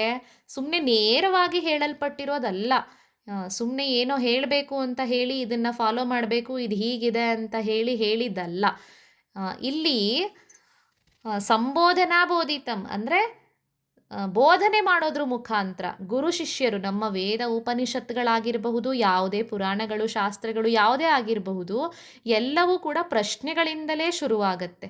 ಪ್ರಶ್ನೆಗಳನ್ನು ಮಾಡಿದಾಗ ಅದಕ್ಕೆ ಉತ್ತರ ರೂಪವಾಗಿ ಸಿಗೋ ಅಂಥದ್ದು ನಮ್ಮ ಈ ಮಹಾಭಾರತದಲ್ಲಿ ಇರೋ ಅಂಥದ್ದು ಕೂಡ. ಹಾಗಾಗಿ ಸಂಬೋಧನಾಬೋಧಿತಂ, ಸಂಭಾಷಣೆಯ ರೂಪದಲ್ಲಿ ನಮಗೆ ಬೋಧಿಸಲ್ಪಟ್ಟಿರೋ ಅಂಥದ್ದು ಈ ಮಹಾಭಾರತ. ಲೋಕೆ ಸಜ್ಜನ ಷಟ್ಪದೈರಹರಹ. ಈಗ ಮಹಾಭಾರತ ಎಂಬಂತಹ ಕಮಲವೇನೋ ಇದೆ, ಅದು ಗೀತೆ ಎಂಬಂತಹ ಸುವಾಸನೆಯನ್ನು ಬೀರ್ತಾ ಇದೆ. ಅದರ ದಳಗಳ ರೂಪದಲ್ಲಿ ಅನೇಕ ಕಥೆಗಳು, ಉಪಕಥೆಗಳು, ಸಹಸ್ರಾರು ಕಥೆಗಳೆಲ್ಲವನ್ನು, ಎಲ್ಲ ಸಾಹಿತ್ಯಗಳನ್ನು, ಅನೇಕ ಗ್ರಂಥಗಳನ್ನು ಇದನ್ನು ಆಧಾರವಾಗಿಟ್ಕೊಂಡೇ ಎಲ್ಲವನ್ನು ರಚಿಸಲಾಗಿದೆ. ಇದನ್ನು ಏನು ಮಾಡ್ತಿದ್ದಾರೆ ಅಂದರೆ ಲೋಕೆ ಸಜ್ಜನ ಷಟ್ಪದೈರಹರಹ ಪೇಪೀಯ ಮಾನಮ್ಮುದ ಅಂತ ಹೇಳ್ತಾರೆ. ಲೋಕದಲ್ಲಿ ಸಜ್ಜನರು ಯಾರಿದಾರೋ ಅವ್ರು ಏನು ಮಾಡ್ತಿದ್ದಾರೆ, ಷಟ್ಪದ ಅಂದರೆ 6 ಪಾದಗಳನ್ನು ಉಳ್ಳಂಥದ್ದು. ಅಂದರೆ ಭ್ರಮರಗಳು ಅಂತ ಏನು ಹೇಳ್ತೀವಿ, ದುಂಬಿಗಳು. ಆ ದುಂಬಿಗಳು ಏನು ಮಾಡ್ತಿದ್ದಾವೆ, ಅಹರಹ ಅಂತ ಹೇಳ್ತಾರೆ. ಹಗಲು ರಾತ್ರಿ ಏನು ಮಾಡ್ತಿದ್ದಾರೆ, ಸಜ್ಜನರೆಂಬಂತಹ ದುಂಬಿಗಳು. ಅದು ಈ ತಾವರೆ ಹೂವಿನಲ್ಲಿ ಇರುವಂತಹ ಗಂಧವನ್ನು, ರಸವನ್ನು ಹೀರಲಿಕ್ಕೆ ದುಂಬಿಗಳು ಬರೋ ರೀತಿ ಈ ಮಹಾಭಾರತ ಎಂಬಂತಹ ಕಮಲದಲ್ಲಿ ಇರುವಂತಹ ರಸವನ್ನು ಹೀರ್ಕೊಳ್ಳಿಕ್ಕೆ ಅಂತ ಸಜ್ಜನರು ಯಾವ ರೀತಿ ಇದನ್ನು ಹೀರ್ತಿದ್ದಾರೆ ಅಂದರೆ ಅದು ಹಗಲು ರಾತ್ರಿ ಹೀರ್ತಿದ್ದಾರೆ, ಹಗಲು ರಾತ್ರಿ ಇದನ್ನು ಆಸ್ವಾದಿಸ್ತಿದ್ದಾರೆ. ಹೇಗೆ ಅಂದರೆ ಕಷ್ಟಪಟ್ಟ ಅಂತಂದರೆ ಖಂಡಿತ ಇಲ್ಲ.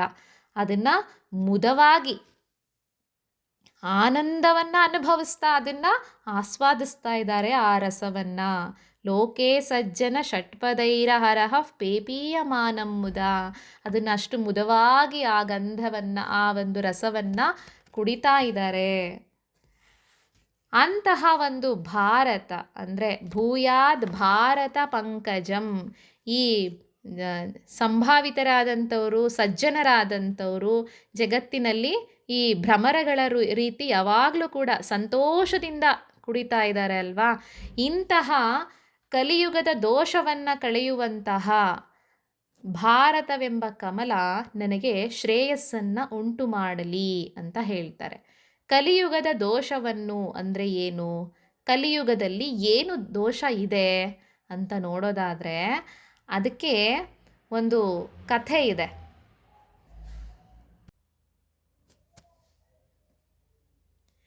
ಈ ಕಥೆ ಎಲ್ಲೋ ಕೇಳಿದ ನೆನಪು ನನಗೆ.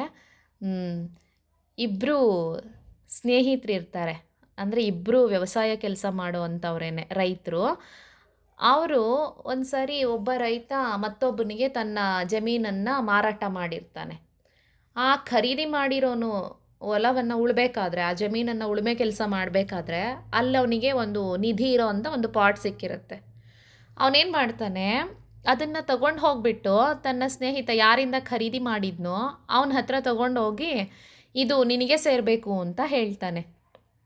ಅದಕ್ಕೆ ಅವನು ಹೇಳ್ತಾನೆ, ಇಲ್ಲ, ನಾನು ನಿನಗೆ ಈ ಜಮೀನನ್ನು ಮಾರಾಟ ಮಾಡಿಬಿಟ್ಟಿದ್ದೀನಿ, ಹಾಗಾಗಿ ಇದರಲ್ಲಿ ಏನೇ ಸಿಕ್ಕಿದ್ರೂ ಅದಕ್ಕೆ ನೀನೇ ಮಾಲೀಕ, ಹಾಗಾಗಿ ಇದು ನಿನಗೆ ಸೇರಬೇಕು ಅಂತ ಹೇಳ್ತಾನೆ. ಇಲ್ಲ ಇಲ್ಲ, ನಾನು ನಿನ್ನ ಹತ್ರ ಜಮೀನು ತೊಗೊಂಡಿದ್ದಷ್ಟೇ, ಆದರೆ ಅದರಲ್ಲಿ ಸಿಕ್ಕಿರೋ ನಿಧಿ ಮಾತ್ರ ನಿನಗೆ ಸೇರಬೇಕಾಗಿರೋದು ಅಂತ ಇವನು ಹೇಳ್ತಾನೆ. ಇಬ್ಬರು ಹಾಗೆ ವಾದ ಮಾಡ್ತಾನೆ ಇರ್ತಾರೆ, ನಿನಗೆ ಸೇರಬೇಕು ಅಂತ. ಸರಿ, ಇದನ್ನು ರಾಜನ ಹತ್ರನೇ ಹೋಗಿ ತೀರ್ಮಾನ ಮಾಡೋಣ ಅಂತ ಹೇಳಿ ಯುಧಿಷ್ಠಿರನ ಆಸ್ಥಾನಕ್ಕೆ ಹೋಗ್ತಾರೆ. ಅಲ್ಲಿ ಯುಧಿಷ್ಠಿರ ಇವರ ಒಂದು ವಾದವನ್ನು ಕೇಳಿ, ಇದಕ್ಕೇನಪ್ಪ ಮಾಡೋದೀಗ ಅಂತ ಹೇಳಿ ನಾಗಲೋಕಕ್ಕೆ ಕರ್ಕೊಂಡು ಹೋಗ್ತಾನೆ ಇಬ್ಬರೂ ಅಲ್ಲಿ ತೀರ್ಮಾನ ಮಾಡೋದಕ್ಕೆ ಅಂತ. ಸರಿ, ಅಲ್ಲಿ ಹೋಗಬೇಕಾದ್ರೆ ಪ್ರವೇಶ ದ್ವಾರದಲ್ಲಿ ಒಬ್ಬನನ್ನು ಕಟ್ ಹಾಕಿರ್ತಾರೆ. ಆ ಕಟ್ ಹಾಕಿರೋನು ಯುಧಿಷ್ಠಿರನ್ನ ನೋಡ್ತಾ ಇದ್ದಾಗೇ ನನ್ನನ್ನು ಬಿಡಿಸಿ, ನನ್ನನ್ನು ಬಿಡೋಕೆ ಹೇಳಿ ನನ್ನ ಕಟ್ ಹಾಕ್ಬಿಟ್ಟಿದ್ದಾರೆ ಅಂತ ತುಂಬ ಕೇಳ್ಕೊಳ್ತಾ ಇರ್ತಾನೆ ಅವ್ರ ಹತ್ರ, ಯುಧಿಷ್ಠಿರನ ಹತ್ರ. ಇವನಿಗೆ ನೋಡ್ಬಿಟ್ಟು ಮನಸ್ಸು ಕರಗತ್ತೆ, ಬಿಟ್ಬಿಡಿ ಇವನನ್ನು ಅಂತ ಕೇಳ್ತಾರೆ. ಯಾಕೆ, ಏನು ವಿಚಾರಿಸೋದಿಲ್ಲ ಅವನು, ಯಾಕೆ ಕಟ್ ಹಾಕಿದ್ದೀರಾ ಏನು ಅಂತ. ಅವನು ಏನೇ ತಪ್ಪು ಮಾಡಿರಲಿ ಬಿಟ್ಬಿಡಿ ಅವನ್ನ ಅಂತ ಯುಧಿಷ್ಠಿರ ಹೇಳ್ತಾನೆ. ಸರಿ, ಇನ್ನೇನು ಅಂದ್ಬಿಟ್ಟು ಅವರು ಇಲ್ಲ ಒಳಗಡೆ ಬನ್ನಿ ಹೇಳ್ತೀನಿ ಅಂತ ಹೇಳ್ತಾರೆ. ಆದರೂ ಕೂಡ ಯುಧಿಷ್ಠಿರ ಕೇಳೋದಿಲ್ಲ. ಇಲ್ಲ, ಫಸ್ಟು ನೀವು ಇವನನ್ನು ಬಿಟ್ಟು ಕಳಿಸಿದ್ರೇ ನಾನು ಒಳಗೆ ಬರೋದು ಅಂತ ಹೇಳ್ತಾನೆ. ಆಯ್ತು ಅಂದ್ಬಿಟ್ಟು ಬಿಟ್ಟು ಕಳಿಸ್ಬಿಡ್ತಾರೆ ಅವನ್ನ. ಸರಿ, ಇವನು ಒಳಗಡೆ ಹೋಗ್ತಾನೆ. ಈಗ ನಾಗರಾಜ ಬಂದಂಥ ವಿಚಾರ ಏನು, ಯಾವುದರ ವಿಚಾರಣೆ ನಡಿಬೇಕು ಅಂದ್ಬಿಟ್ಟು ಕೇಳಿದಾಗ ಅವರಿಬ್ಬರು ರೈತರು ಮಾತಾಡಲಿಕ್ಕೆ ಶುರು ಮಾಡ್ತಾರೆ. ಆಶ್ಚರ್ಯ ಏನಂದರೆ, ಇವಾಗ ಏನು ಮಾಡ್ತಾರೆ, ಮೊದಲನೇ ರೈತ ಅಂದರೆ ಜಮೀನು ಅಲ್ಲಿ ಯಾರಿಗೆ ನಿಧಿ ಸಿಕ್ಕಿತ್ತು ಅವನು ಹೇಳ್ತಾನೆ, ಸ್ವಾಮಿ, ಈ ಒಂದು ನಿಧಿ ಏನಿದೆ ಇದು ನಾನು ಅವನ ಜಮೀನನ್ನು ಖರೀದಿ ಮಾಡಿದ್ದೀನಿ, ಹಾಗಾಗಿ ಆ ಜಮೀನಲ್ಲಿ ನಿಧಿ ಸಿಕ್ಕಿದೆ, ಅದಿವಾಗ ನನಗೆ ಸೇರಬೇಕು, ಖರೀದಿ ಮಾಡಿರೋದ್ರಿಂದಾಗಿ ನನಗೆ ಸೇರಬೇಕು ಅಂತ ಇವನು ಹೇಳ್ತಾನೆ. ಅದಕ್ಕೆ ಇನ್ನೊಬ್ಬ ಸ್ನೇಹಿತ ಹೇಳ್ತಾನೆ, ಇಲ್ಲ, ನಾನು ಅವನಿಗೆ ಜಮೀನು ಕೊಟ್ಟಿದ್ದೀನಿ ಅಷ್ಟೇ, ಆದರೆ ಅವನ ಜಮೀನಲ್ಲಿ ಯಾವುದೇ ನಿಧಿ ಸಿಕ್ಕಿದೆ ಅಂತಂದರೆ ಅದು ನನಗೆ ಸೇರಬೇಕಾಗಿರೋದು. ಜಮೀನು ಮಾತ್ರ ಅವನದು, ಆ ಜಾಗ ಮಾತ್ರ ಅವನಿಗೆ ಕೊಟ್ಟಿರೋದು, ಆದರೆ ಅಲ್ಲಿ ನಿಧಿ ಸಿಕ್ಕಿದ್ರೆ ಅದು ನನಗೆ ಸೇರಬೇಕು ಅಂತ ಇವನು ಹೇಳ್ತಾನೆ. ಅಯ್ಯೋ, ಏನಿದು ಅಂತ ಯುಧಿಷ್ಠಿರನಿಗೆ ಆಶ್ಚರ್ಯ ಆಗತ್ತೆ. ಈಗಷ್ಟೇ ಇವರು ಈಗ ಸ್ವಲ್ಪ ಹೊತ್ತು ಮುಂಚೆ ಈ ಥರ ಮಾತಾಡಿದ್ರು, ಇವಾಗ ನೋಡಿದ್ರೆ ಹೀಗೆ ಹೇಳ್ತಿದಾರಲ್ಲ, ಏನಿದು ಆಶ್ಚರ್ಯ ಅಂತ ಅಂದ್ಕೊಂಡು ನಾಗರಾಜನಿಗೆ ಹೇಳ್ತಾನೆ, ಮೊದಲೆಲ್ಲ ಈ ರೀತಿ ಹೇಳಿದ್ರು, ಅದಕ್ಕೆ ನಾನು ನಿಮ್ಮ ಹತ್ರ ಕರ್ಕೊಂಡು ಬಂದೆ, ಈಗ ನೋಡಿದ್ರೆ ಈ ಥರ ಮಾತಾಡ್ತಿದ್ದಾರೆ, ನನಗೇನು ಅರ್ಥನೇ ಆಗ್ತಿಲ್ಲ ಅಂತ ಯುಧಿಷ್ಠಿರ ಹೇಳ್ತಾನೆ.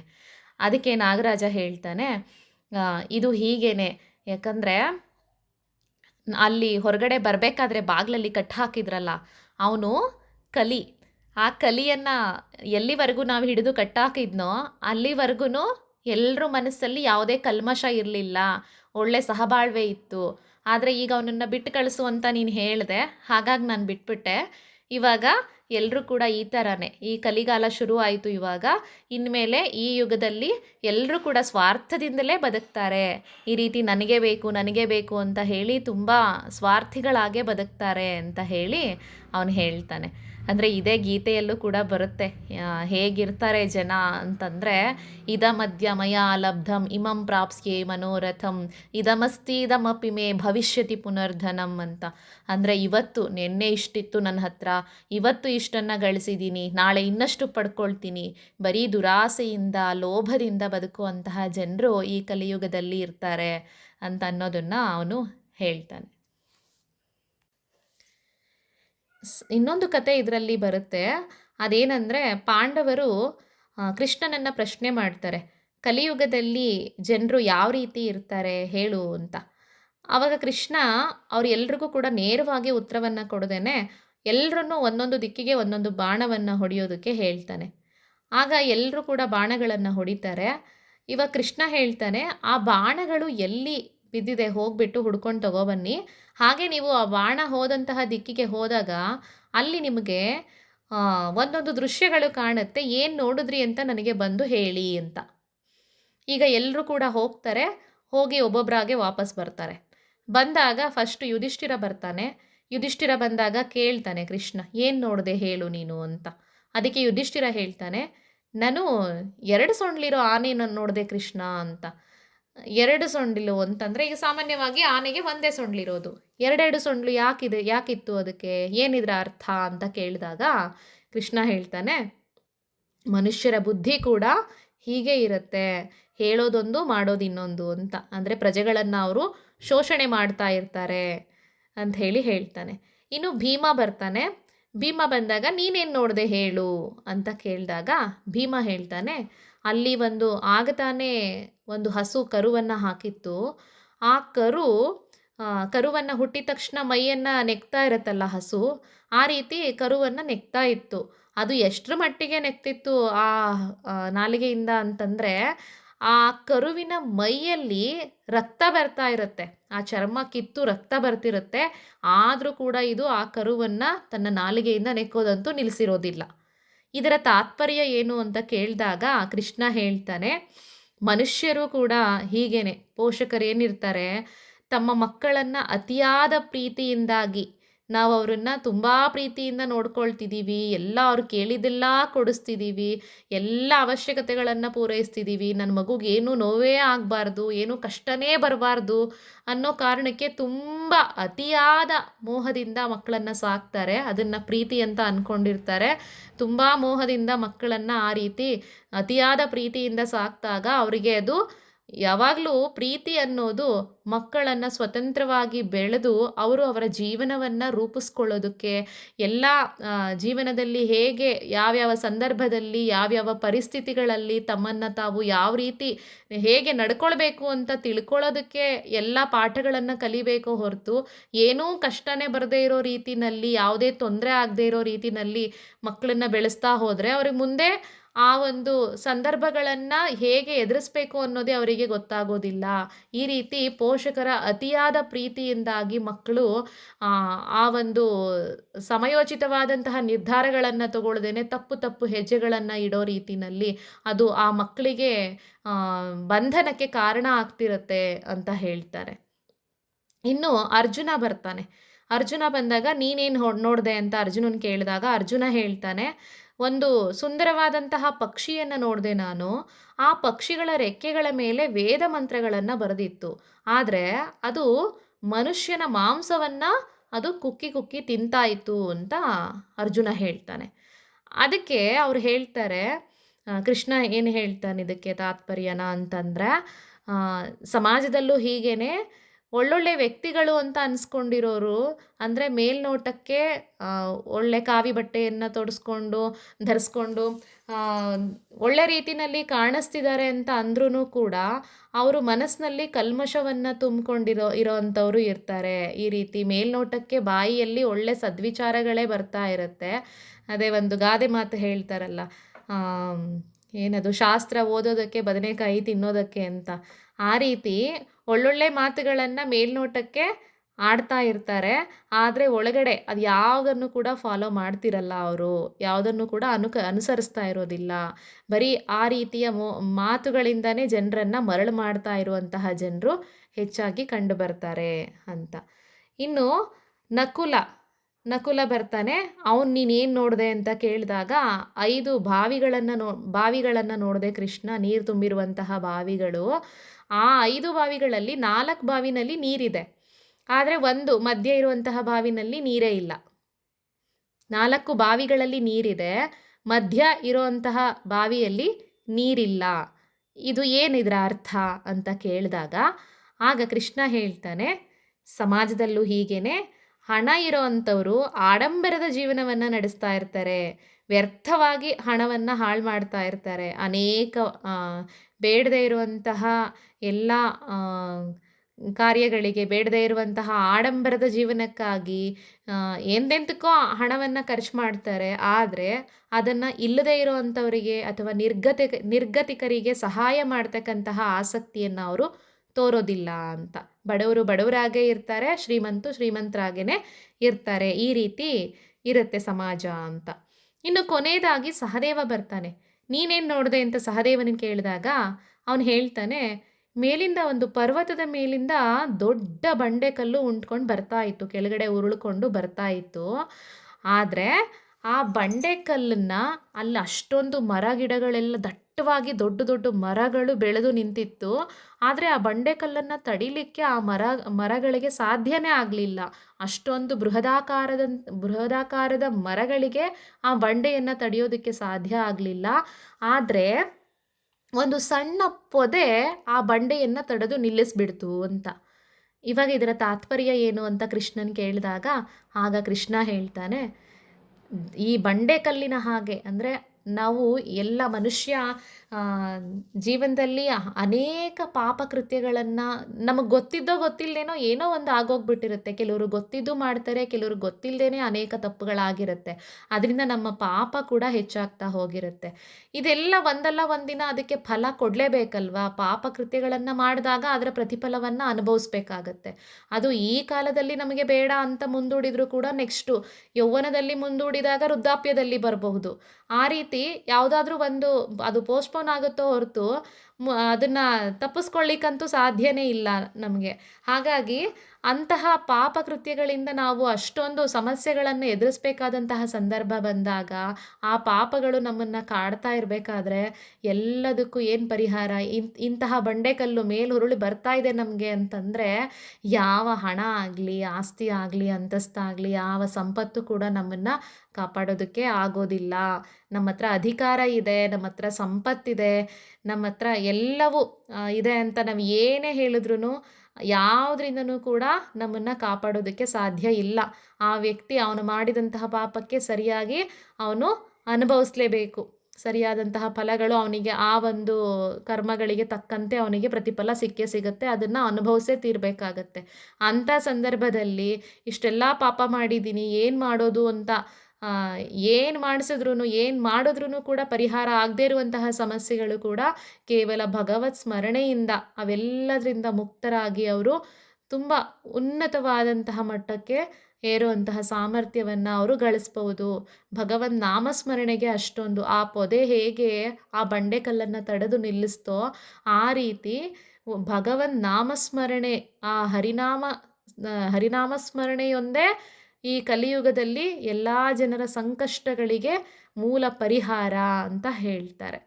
ಇದಿಷ್ಟು ಕೂಡ ಅಂದರೆ ಭಗವಂತನ ನಾಮಸ್ಮರಣೆ ಮಾಡೋದ್ರಿಂದಾಗಿ ನಮ್ಮ ಎಲ್ಲ ಇಲ್ಲಿ ಹೇಳಿದ್ರಲ್ಲ ಕಲಿಮಲ ಪ್ರಧ್ವಂಸಿ ನ ಶ್ರೇಯಸೆ ಅಂತ, ಈ ಒಂದು ಭಗವದ್ಗೀತೆಯನ್ನು ನಾವು ಅದನ್ನು ಓದೋದ್ರಿಂದ ಮತ್ತು ಈ ಮಹಾಭಾರತದಲ್ಲಿ ಬಂದಿರತಕ್ಕಂತಹ ಅನೇಕ ಅಂದರೆ ಇಲ್ಲಿ ಮಹಾಭಾರತ ಅಂದಾಕ್ಷಣಕ್ಕೆ ಇಲ್ಲಿ ಈ ಮಹಾಭಾರತದಲ್ಲಿ ಕಲಿಯುಗದಲ್ಲಿ ಏನು ಇದೆ ಅದೇ ಮಹಾಭಾರತದಲ್ಲಿ ಇರೋದು ಅಂತ ಹೇಳ್ತಾರೆ.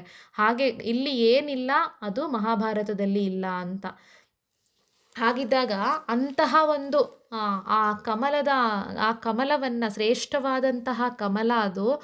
ಆ ಕಮಲದ ರಸವನ್ನು ನಾವು ಎಲ್ಲರೂ ಕೂಡ ಮಹಾಭಾರತದಲ್ಲಿ ಇರುವಂತಹ ಎಲ್ಲ ಆ ಒಂದು ಕಮಲದ ಹೂವಿನಲ್ಲಿ ಹೇಗೆ ರಸ ಇರುತ್ತೋ ಆ ರೀತಿ ಆ ರಸವನ್ನೆಲ್ಲ ನಾವು ಆಸ್ವಾದಿಸುವಂತೆ ಆಗಬೇಕು. ಅಂತಹ ಮಹಾಭಾರತ ನಮಗೆ ಶ್ರೇಯಸ್ಸನ್ನು ಉಂಟು ಮಾಡಲಿ ಅಂತ ಹೇಳಿ ಇಲ್ಲಿ ಕೇಳ್ಕೊಳ್ತಾ ಇದ್ದಾರೆ.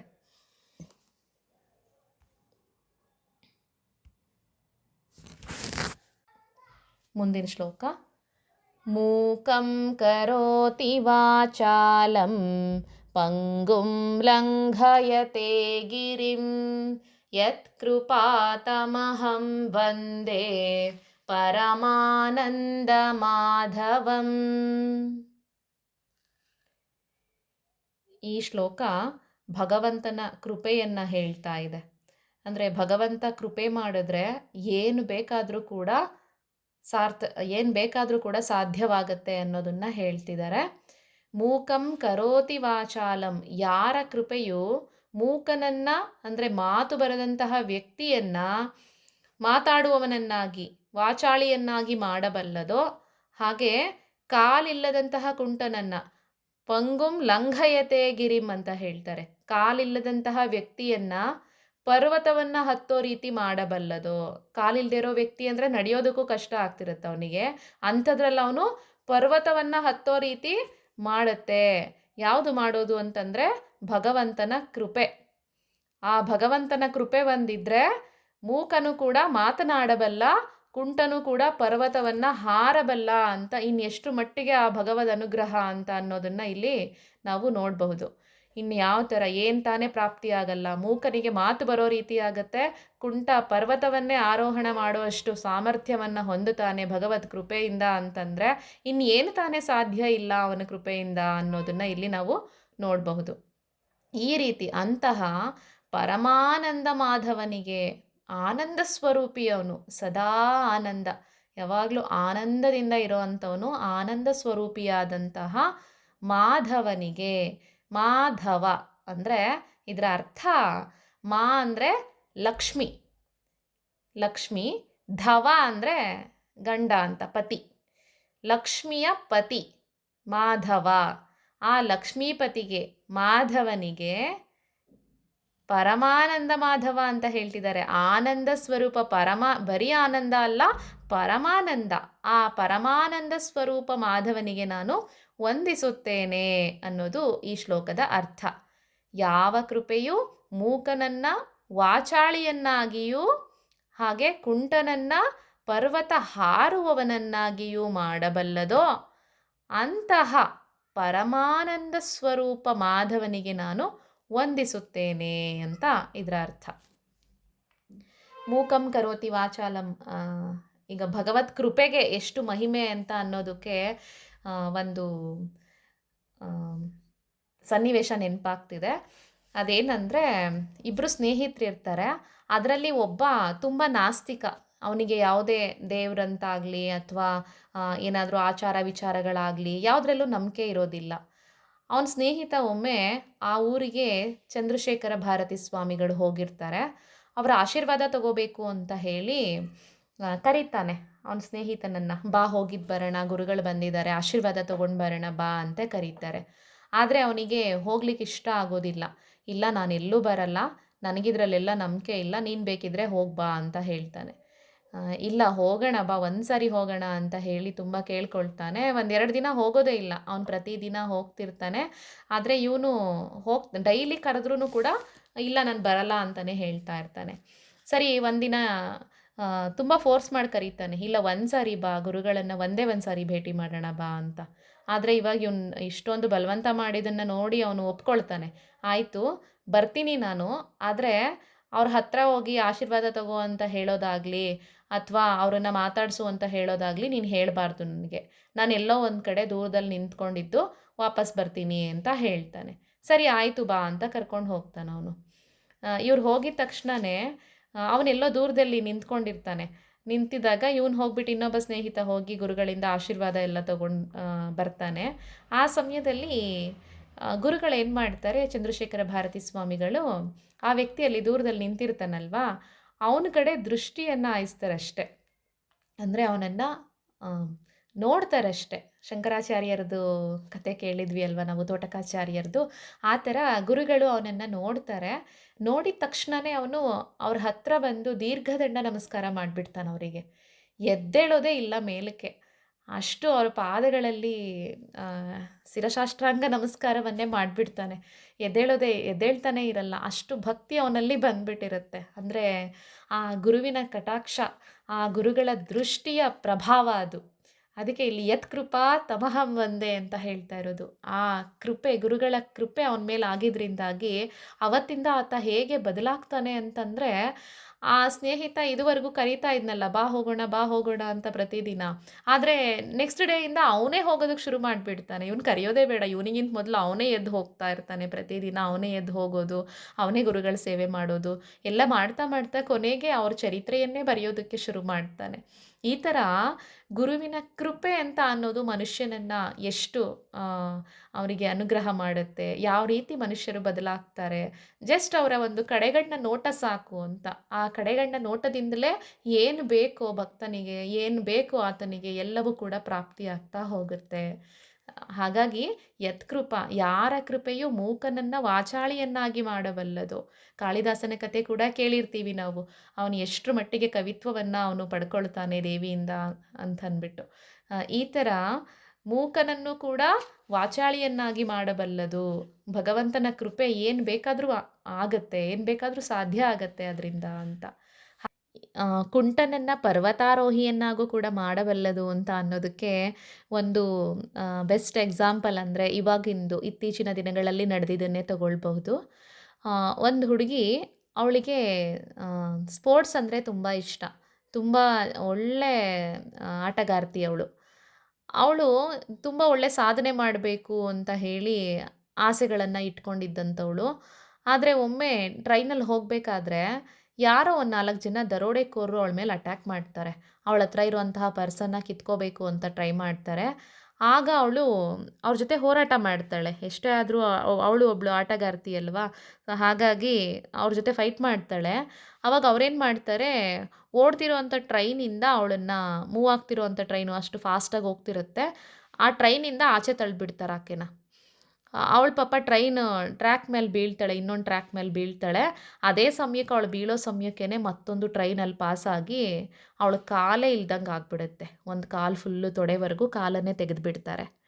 ಪಾಪ ಅವಳು ಇದುವರೆಗೂ ಕಂಡಿದ್ದಂತಹ ಕನಸೆಲ್ಲ ನುಚ್ಚು ನೂರಾಗೋಯಿತು. ಅಲ್ಲಿ ಏನು ಅಂದ್ಕೊಂಡಿದ್ಲು ಪಾಪ, ಒಂದು ಒಳ್ಳೆ ಸಾಧನೆ ಮಾಡಬೇಕು ಅಂತ ಅವಳು ಅಂದ್ಕೊಂಡಿದ್ದೆಲ್ಲ ಇಲ್ಲಿ ವ್ಯರ್ಥ ಆಗಿಬಿಡ್ತು. ಅಂದರೆ ಎಲ್ಲ ಹಾಳಾಯಿತು. ಇವಾಗ ಆಕೆ ಏನು ಮಾಡ್ತಾಳೆ, ಹಾಸ್ಪಿಟ್ಲಲ್ಲಿದ್ದಾಗ ಅವಳಿಗೆ ಇನ್ನೇನೆಲ್ಲ ಸ್ವಲ್ಪ ಪ್ಲಾಸ್ಟಿಕ್ ಕಾಲೆಲ್ಲ ಹಾಕಿರ್ತಾರೆ. ಕೃತಕವಾದೆಲ್ಲ ಕಾಲನ್ನು ಹಾಕಿದ ಮೇಲೆ ಡಾಕ್ಟರ್ ಅವಳಿಗೆ ಹೇಳ್ತಾರೆ, ನೀನು ಹೀಗೆ ಕೂತ್ರೆ ಆಗಲ್ಲ, ಸ್ವಲ್ಪ ಓಡಾಡಬೇಕು, ಸ್ವಲ್ಪ ಎತ್ತರವಾದ ಪ್ರದೇಶವನ್ನು ಹತ್ತೋದು ಇಳಿಯೋದು, ಅಂದರೆ ಎತ್ತರವಾದ ಪ್ರದೇಶ ಅಂದರೆ ಸಣ್ಣ ಪುಟ್ಟದು ಮೆಟ್ಲು ಹತ್ತೋದು ಇಳಿಯೋದು ಈ ಥರ ಎಲ್ಲ ಮಾಡ್ತಿರಬೇಕು ಅಂತ ಆಕೆಗೆ ಹೇಳ್ತಾರೆ. ಆವಾಗ ಅವಳಿಗೆ ಅನಿಸುತ್ತೆ, ಅಯ್ಯೋ ಹತ್ತೋದು ಹತ್ತಿನಂತೆ ನಾನು, ಇದ್ಯಾಕೆ ಈ ಸಣ್ಣ ಪುಟ್ಟ ಮೆಟ್ಲುಗಳನ್ನು ಹತ್ತಬೇಕು, ಏನಾದರೂ ಅಚೀವ್ ಮಾಡಬೇಕು ಅಂತ ಅಂದ್ಕೊಂಡಿದ್ದೀನಲ್ವಾ, ಹಾಗಾಗಿ ಮೌಂಟ್ ಎವರೆಸ್ಟ್ನೇ ಹತ್ಬಿಡೋಣ ಅಂತ ಅನಿಸುತ್ತೆ ಅವಳಿಗೆ. ಆಕೆ ಪ್ರಯತ್ನ ಮಾಡಿ, ಪ್ರಾಕ್ಟೀಸ್ ಮಾಡಿ ಮಾಡಿ ಮಾಡಿ ಕೊನೆಗೊಂದಿನ ಮೌಂಟ್ ಎವರೆಸ್ಟನ್ನ ಹತ್ತುತ್ತಾಳೆ. ಒಂದು ಕಾಲಲ್ಲೇ, ಒಂದು ಕಾಲು ಇನ್ನೊಂದು ಕೃತಕವಾದ ಕಾಲನ್ನು ಹಾಕ್ಕೊಂಡಿದ್ರು ಕೂಡ ಅದೇ ಕಾಲಲ್ಲಿ ಮೌಂಟ್ ಎವರೆಸ್ಟ್ನ ಹತ್ತುತ್ತಾಳೆ. ಹತ್ಬಿಟ್ಟು ಕೊನೆಯಲ್ಲಿ ಅವಳು ಹೇಳೋದೇನೆಂದರೆ, ಭಗವತ್ ಕೃಪೆಯಿಂದನೇ ನನಗಿದೆಲ್ಲವೂ ಕೂಡ ಸಾಧ್ಯ ಆಯಿತು ಅಂತ ಹೇಳೋದು. ಆಕೆ ಬೇರೆ ಯಾರೂ ಅಲ್ಲ, ಅರುಣಿಮಾ ಸಿಂಹ ಅಂತ. ನೀವು ಯೂಟ್ಯೂಬಲ್ಲೆಲ್ಲ ಸರ್ಚ್ ಮಾಡಿದ್ರೆ ಆಕೆ ಬಗ್ಗೆ, ಆಕೆನೇ ಮಾತಾಡಿರುವಂತಹ ಆ ಒಂದು ಅನುಭವ ನಮಗೆ ತುಂಬ ಚೆನ್ನಾಗಿ ಅನಿಸುತ್ತೆ. ಅದನ್ನು ಆಕೆ ಬಾಯಿಂದನೇ ಕೇಳಿದ್ರೆ ಅದು ತುಂಬಾ ಚೆನ್ನಾಗಿದೆ. ಸೊ ಈ ರೀತಿ ಭಗವಂತನ ಕೃಪೆ ಅನ್ನೋದು ಯಾರನ್ನು ಏನು ಬೇಕಾದರೂ ಮಾಡಬಲ್ಲದು. ಇವತ್ತಿನ ದಿನ ನಾವು ಏನೂ ಇಲ್ಲ ನಮ್ಮ ಹತ್ರ, ಬಡವರು ಅಂತ ಅಂದ್ಕೊಂಡಿರೋರು ಎಷ್ಟೋ ಜನ ನಾಳೆ ಶ್ರೀಮಂತರಾಗ್ಬೋದು. ಅಥವಾ ಏನೂ ವಿದ್ಯೆನೇ ಗೊತ್ತಿಲ್ಲದಿರೋ ಅಂತಹ ವ್ಯಕ್ತಿ, ಏನೂ ಗೊತ್ತಿಲ್ಲ ನನಗೆ ಅಂತ ಅವಿದ್ಯಾವಂತರಿರ್ಬೋದು. ಮತ್ತು ಅಂಥವರೆಲ್ಲ ನಾಳೆ ದಿನ ಒಳ್ಳೆ ಥರದಲ್ಲಿ ಭಗವತ್ ಕೃಪೆ ಅನ್ನೋದಿದ್ದರೆ ಅವರು ಮತ್ತೆ ನಾಳೆ ದಿನ ಒಳ್ಳೆ ವ್ಯಕ್ತಿಗಳಾಗಿ ಸಮಾಜಕ್ಕೆ ಒಳಿತನ್ನ ಮಾಡ್ತಾ ಒಳ್ಳೆ ವ್ಯಕ್ತಿಗಳಾಗಿ ಎತ್ತರದ ಸ್ಥಾನಕ್ಕೆ ಏರಬಹುದು. ಎತ್ತರದಲ್ಲಿರೋರನ್ನ ಕೆಳಗಡೆ ಇಳಿಸೋದು ಗೊತ್ತು ಭಗವಂತನಿಗೆ, ಕೆಳಗಡೆ ಇರೋರನ್ನ ಮೇಲೆ ತರೋದು ಗೊತ್ತು. ಹೀಗೆ ಭಗವಂತನ ಕೃಪೆ ಅನ್ನೋದು ಏನು ಬೇಕಾದ್ರೂ ಕೂಡ ಕರುಣಿಸುವಂತಹ, ಅನುಗ್ರಹ ಮಾಡುವಂತಹ ಶಕ್ತಿ ಭಗವಂತನಿಗೆ ಇದೆ ಅನ್ನೋದನ್ನು ಈ ಶ್ಲೋಕ ಹೇಳುತ್ತೆ. ಅಂತಹ ಪರಮಾನಂದ ಮಾಧವ, ಪರಮ ಆನಂದ ಅದು, ಅಂದರೆ ಆನಂದ ಸ್ವರೂಪಿ, ಪರಮಾನಂದ ಸ್ವರೂಪಿಯಾದಂತಹ ಮಾಧವನಿಗೆ ನಾನು ನಮಸ್ಕರಿಸ್ತೇನೆ, ವಂದಿಸ್ತೇನೆ ಅಂತ ಅನ್ನೋದು ಈ ಶ್ಲೋಕದ ಅರ್ಥ. ಇನ್ನು ಮುಂದಿನ ಶ್ಲೋಕ. ಯಂ ಬ್ರಹ್ಮಾ ವರುಣೇಂದ್ರ ರುದ್ರಮರುತಃ ಸ್ತುನ್ವಂತಿ ದಿವ್ಯೈಸ್ತವೈಃ ವೇದೈಃ ಸಾಂಗಪದಕ್ರಮೋಪನಿಷದೈಃ ಗಾಯಂತಿ ಯಂ ಸಾಮಗಾಃ ಧ್ಯಾನಾವಸ್ಥಿತತದ್ಗತೇನ ಮನಸಾ ಪಶ್ಯಂತಿ ಯಂ ಯೋಗಿನಃ ಯಸ್ಯಾಂತಂ ನ ವಿದುಃ ಸುರಾಸುರಗಣಾಃ ದೇವಾಯ ತಸ್ಮೈ ನಮಃ. ಇದು ಮಧುಸೂದನ ಸರಸ್ವತಿಗಳು ರಚಿಸಿರುವಂತಹ ಧ್ಯಾನ ಶ್ಲೋಕದಲ್ಲಿ ಕೊನೆ ಶ್ಲೋಕ. ಯಂ ಬ್ರಹ್ಮ ವರುಣೇಂದ್ರ ರುದ್ರಮರುತಃ. ಬ್ರಹ್ಮ, ವರುಣ, ಇಂದ್ರ, ರುದ್ರ, ಮರುತಾದಿ ದೇವತೆಗಳು ಸ್ತುನ್ವಂತಿ ದಿವ್ಯೈಸ್ತವೈಹಿ. ಸ್ತುನ್ವಂತಿ ಅಂದರೆ ಸ್ತುತಿಸ್ತಿದ್ದಾರೆ, ದಿವ್ಯವಾದಂತಹ ಸ್ತೋತ್ರಗಳಿಂದ ಯಾರನ್ನ ಸ್ತುತಿಸ್ತಿದ್ದಾರೋ, ಅಂದರೆ ಪ್ರತಿಯೊಂದು ದೇವತೆಗಳಿಂದಲೂ ಕೂಡ ವಂದ್ಯನಾದಂಥವನು ಭಗವಂತ. ಹಾಗಾಗಿ ಎಲ್ಲ ದೇವತೆಗಳು ಯಾರನ್ನ ಸ್ತುತಿಸ್ತಿದ್ದಾರೆ ಅಂದರೆ ಆ ಭಗವತ್ ತತ್ವವನ್ನು ಹೇಳುವಂತಹ ಶ್ಲೋಕ ಇದು. ಭಗವತ್ ತತ್ವವನ್ನು ಸ್ತುತಿ ಮಾಡ್ತಿದ್ದಾರೆ. ಯಾರನ್ನ? ಬ್ರಹ್ಮಾದಿ ದೇವತೆಗಳು, ಬ್ರಹ್ಮ, ವರುಣ, ಇಂದ್ರ, ರುದ್ರ, ಮರುತಾದಿ ದೇವತೆಗಳು ದಿವ್ಯವಾದ ಸ್ತೋತ್ರಗಳಿಂದ ಸ್ತುತಿ ಮಾಡ್ತಾ ಇದ್ದಾರೆ. ಹಾಗೆ ವೇದೈ ಸಾಂಗ ಪದಕ್ರಮೋಪನಿಷದೈ ಗಾಯಂತಿ ಯಂ ಸಾಮಗಾಹ. ವೈದಿಕ ಋಷಿಗಳು ವೇದಾದಿ ಉಪನಿಷತ್ ಮಂತ್ರಗಳಿಂದ, ವೇದ ಮಂತ್ರಗಳಿಂದ, ಉಪನಿಷತ್ತಿನ ಮಂತ್ರಗಳಿಂದ ಯಾರನ್ನ ಕೀರ್ತನೆ ಮಾಡ್ತಾ ಇದ್ದಾರೋ ಅಂತಹ ಅಂದರೆ ಮತ್ತೆ ಧ್ಯಾನಾವಸ್ಥಿತ. ಇಲ್ಲಿ ವೇದೈಸಾಂಗ ಪದಕ್ರಮೋಪನಿಷದೈ ಗಾಯಂತಿ ಯಂ ಸಾಮಗಾಹ ಅಂತ ಹೇಳ್ತಾರೆ. ಸಾಮಗಾನ ಅಂದರೆ ಸಾಮವೇದ ಅಂತ, ವೇದಾನಾಂ ಸಾಮವೇದೋಸ್ಮಿ ಅಂತ ಹೇಳ್ತಾರಲ್ವಾ. ಆ ಸಾಮಗಾನ ಅಂದರೆ ಋಗ್ವೇದದಲ್ಲಿ ಇರುವಂತಹ ಮಂತ್ರಗಳನ್ನೇ ಸಂಗೀತದ ರೂಪದಲ್ಲಿ ಹಾಡುವಂಥದ್ದು ಸಾಮವೇದ. ಸೊ ಆ ಒಂದು ವೇದಗಳ ಮುಖಾಂತರ ಭಗವಂತನಿಗೆ ತೃಪ್ತಿಪಡಿಸಿದ್ದಾರೆ. ಸಾಮವೇದ ಅಂದರೆ ಭಗವಂತನಿಗೆ ತುಂಬ ಪ್ರೀತಿ. ಹಾಗಾಗಿ ಆ ಒಂದು ಸಾಮವೇದದ ಮಂತ್ರಗಳಿಂದ, ವೇದಾದಿ ಉಪನಿಷತ್ ಮಂತ್ರಗಳಿಂದ ಯಾರನ್ನ ಕೀರ್ತನೆ ಮಾಡ್ತಿದ್ದಾರೋ ಧ್ಯಾನಾವಸ್ಥಿತ ತದ್ಗತೇನ ಮನಸ, ಯೋಗಿಗಳು ಧ್ಯಾನ ಸ್ಥಿತಿಯಲ್ಲಿ ಏಕಾಗ್ರ ಮನಸ್ಸನ್ನು ತದೇಕ ಚಿತ್ತಗೊಳಿಸಿ ಆ ಒಂದು ತತ್ವದ ಕಡೆ ಅಲ್ಲೇ ಮನಸ್ಸನ್ನು ಇಟ್ಟು ಏಕಾಗ್ರ ಮನಸ್ಸಿನಿಂದಾಗಿ ಯಾರನ್ನ ದರ್ಶನ ಮಾಡ್ತಿದ್ದಾರೋ ತಮ್ಮೊಳಗಡೆ, ಅಂದರೆ ಯೋಗಿಗಳು ಧ್ಯಾನ ಸ್ಥಿತಿಯಲ್ಲಿ ಭಗವಂತನನ್ನ ಕಾಣ್ತಿರ್ತಾರೆ. ಯಾವ ಭಗವಂತನನ್ನ ಕಾಣ್ತಿದ್ದಾರೋ ಸುರಾಸುರರು ಯಾರ ಅಂತ್ಯವನ್ನು ತಿಳಿಯಲಾರರೋ, ಭಗವಂತನ ಅಂತ್ಯವನ್ನು ತಿಳಿಯೋದಕ್ಕೆ ಯಾರಿಂದನೂ ಸಾಧ್ಯ ಇಲ್ಲ. ಯಾಕಂದರೆ ಅವನು ಹುಟ್ಟೇ ಇಲ್ಲ ಅಂತ ಅಂದಮೇಲೆ ಸಾವೆಲ್ಲಿಂದ ಆಗತ್ತೆ? ಅಂತ್ಯ ಇರೋದಕ್ಕೆ ಹೇಗೆ ಸಾಧ್ಯ? ಅವನು ಆದಿ ಮತ್ತು ಅಂತ್ಯ ಏನು ಇಲ್ಲದಂಥವನು ಭಗವಂತ. ಯಾವಾಗಲೂ ಸದಾ ಕಾಲ ಇರೋ ಅಂಥವನು. ಇನ್ನು ಮುಂದೆ ಈಗಿದ್ದಾನೆ ಮುಂದೆ ಇಲ್ಲ ಅಂತ ಅನ್ನೋ ಅಂಥದ್ದಿಲ್ಲ. ಅವನಿಗೆ ವಸ್ತುತಃ ಕಾಲತಃ ಯಾವ ಭೇದಗಳು ಕೂಡ ಇಲ್ಲ. ಅಲ್ಲಿ ವಸ್ತು ಭೇದ ಅಂತಂದರೆ ಈ ವಸ್ತುಗಳಲ್ಲಿ ಇದ್ದಾನೆ ಮತ್ತೊಂದು ವಸ್ತುವಿನಲ್ಲಿ ಇಲ್ಲ ಅಂತಾಗಲಿ, ಅಥವಾ ದೇಶ ಅಂತಂದರೆ ಸ್ಥಳ ಭೇದನೂ ಇಲ್ಲ. ಯಾಕಂದರೆ ಈ ಸ್ಥಳದಲ್ಲಿದ್ದಾನೆ ಮತ್ತೆಲ್ಲೋ ಇಲ್ಲ ಹಾಗೂ ಹೇಳೋ ಹಾಗಿಲ್ಲ. ಹಾಗೆ ಈ ಒಂದು ಕಾಲದಲ್ಲಿ ಇದ್ದಾನೆ ಅಂದರೆ ಈ ಟೈಮಲ್ಲಿ ಇದ್ದಾನೆ, ಮುಂದೆ ಇರಲ್ಲ ಅಥವಾ ಹಿಂದೆ ಇರಲಿಲ್ಲ, ಈ ಥರ ಯಾವುದೇ ಭೇದಗಳು ಭಗವಂತನಿಗೆ ಇಲ್ಲ. ಅವನು ಎಲ್ಲ ಕಾಲದಲ್ಲೂ ಇರೋ ಅಂಥವನು. ಪ್ರತಿಯೊಂದು ಅಣುರೇಣು ತೃಣಕಾಷ್ಟ ಪರಿಪೂರ್ಣ ಗೋವಿಂದ ಅಂತ ಪ್ರತಿಯೊಂದು ವಸ್ತುಗಳಲ್ಲೂ ಕೂಡ ಇರೋ ಅಂತಹ ಭಗವಂತ. ಹಾಗಾಗಿ ಸುರಾಸುರರು ಯಾರ ಅಂತ್ಯವನ್ನು ತಿಳಿಯಲಾರರೋ ಅಂತ ಹೇಳ್ತಾರೆ. ಅವನ ಅಂತ್ಯವನ್ನು, ಆದಿನೇ ಇಲ್ಲ ಅಂತ ಅಂದಮೇಲೆ ಅಂತ್ಯ ಇನ್ನೆಲ್ಲಿಂದ ಇರಲಿಕ್ಕೆ ಸಾಧ್ಯ? ಪ್ರಪಂಚವೆಲ್ಲ ನಾಶವಾದರೂ ಕೂಡ ಭಗವಂತ ಯಾವಾಗಲೂ ಇದ್ದೇ ಇರ್ತಾನೆ. ಹಾಗಾಗಿ ಅಂತಹ ದೇವನಿಗೆ ನಮಸ್ಕಾರ ಅಂತ ಹೇಳ್ತಿದ್ದಾರೆ. ಯಸ್ಯಾಂತಂ ನ ವಿದುಸುರಾಸುರಗಣಾಃ ದೇವಾಯ ತಸ್ಮೈ ನಮಃ. ಯಾರ ಅಂತ್ಯವನ್ನು ಸುರಾಸುರರು ತಿಳಿಯಲು ಸಾಧ್ಯವಿಲ್ಲವೋ ಅಂತಹ ದೇವನಿಗೆ ನಮಸ್ಕಾರ ಅಂತ ಹೇಳ್ತಾ ಇದ್ದಾರೆ. ಸೊ ಇಲ್ಲಿಗೆ ಧ್ಯಾನ ಶ್ಲೋಕಗಳು ಮುಗಿತು.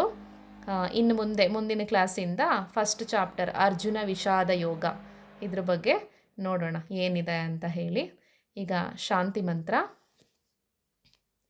ಓಂ ಸರ್ವೇ ಭವಂತು ಸುಖಿನಃ, ಸರ್ವೇ ಸಂತು ನಿರಾಮಯಾಃ, ಸರ್ವೇ ಭದ್ರಾಣಿ ಪಶ್ಯಂತು, ಮಾ ಕಶ್ಚಿತ್ ದುಃಖಭಾಗ್ ಭವೇತ್. ಓಂ ಶಾಂತಿ ಶಾಂತಿ ಶಾಂತಿ. ಶ್ರೀ ಗುರುಭ್ಯೋ ನಮಃ. ಹರಿ ಓಂ. ಶ್ರೀಕೃಷ್ಣಾರ್ಪಣಮಸ್ತು.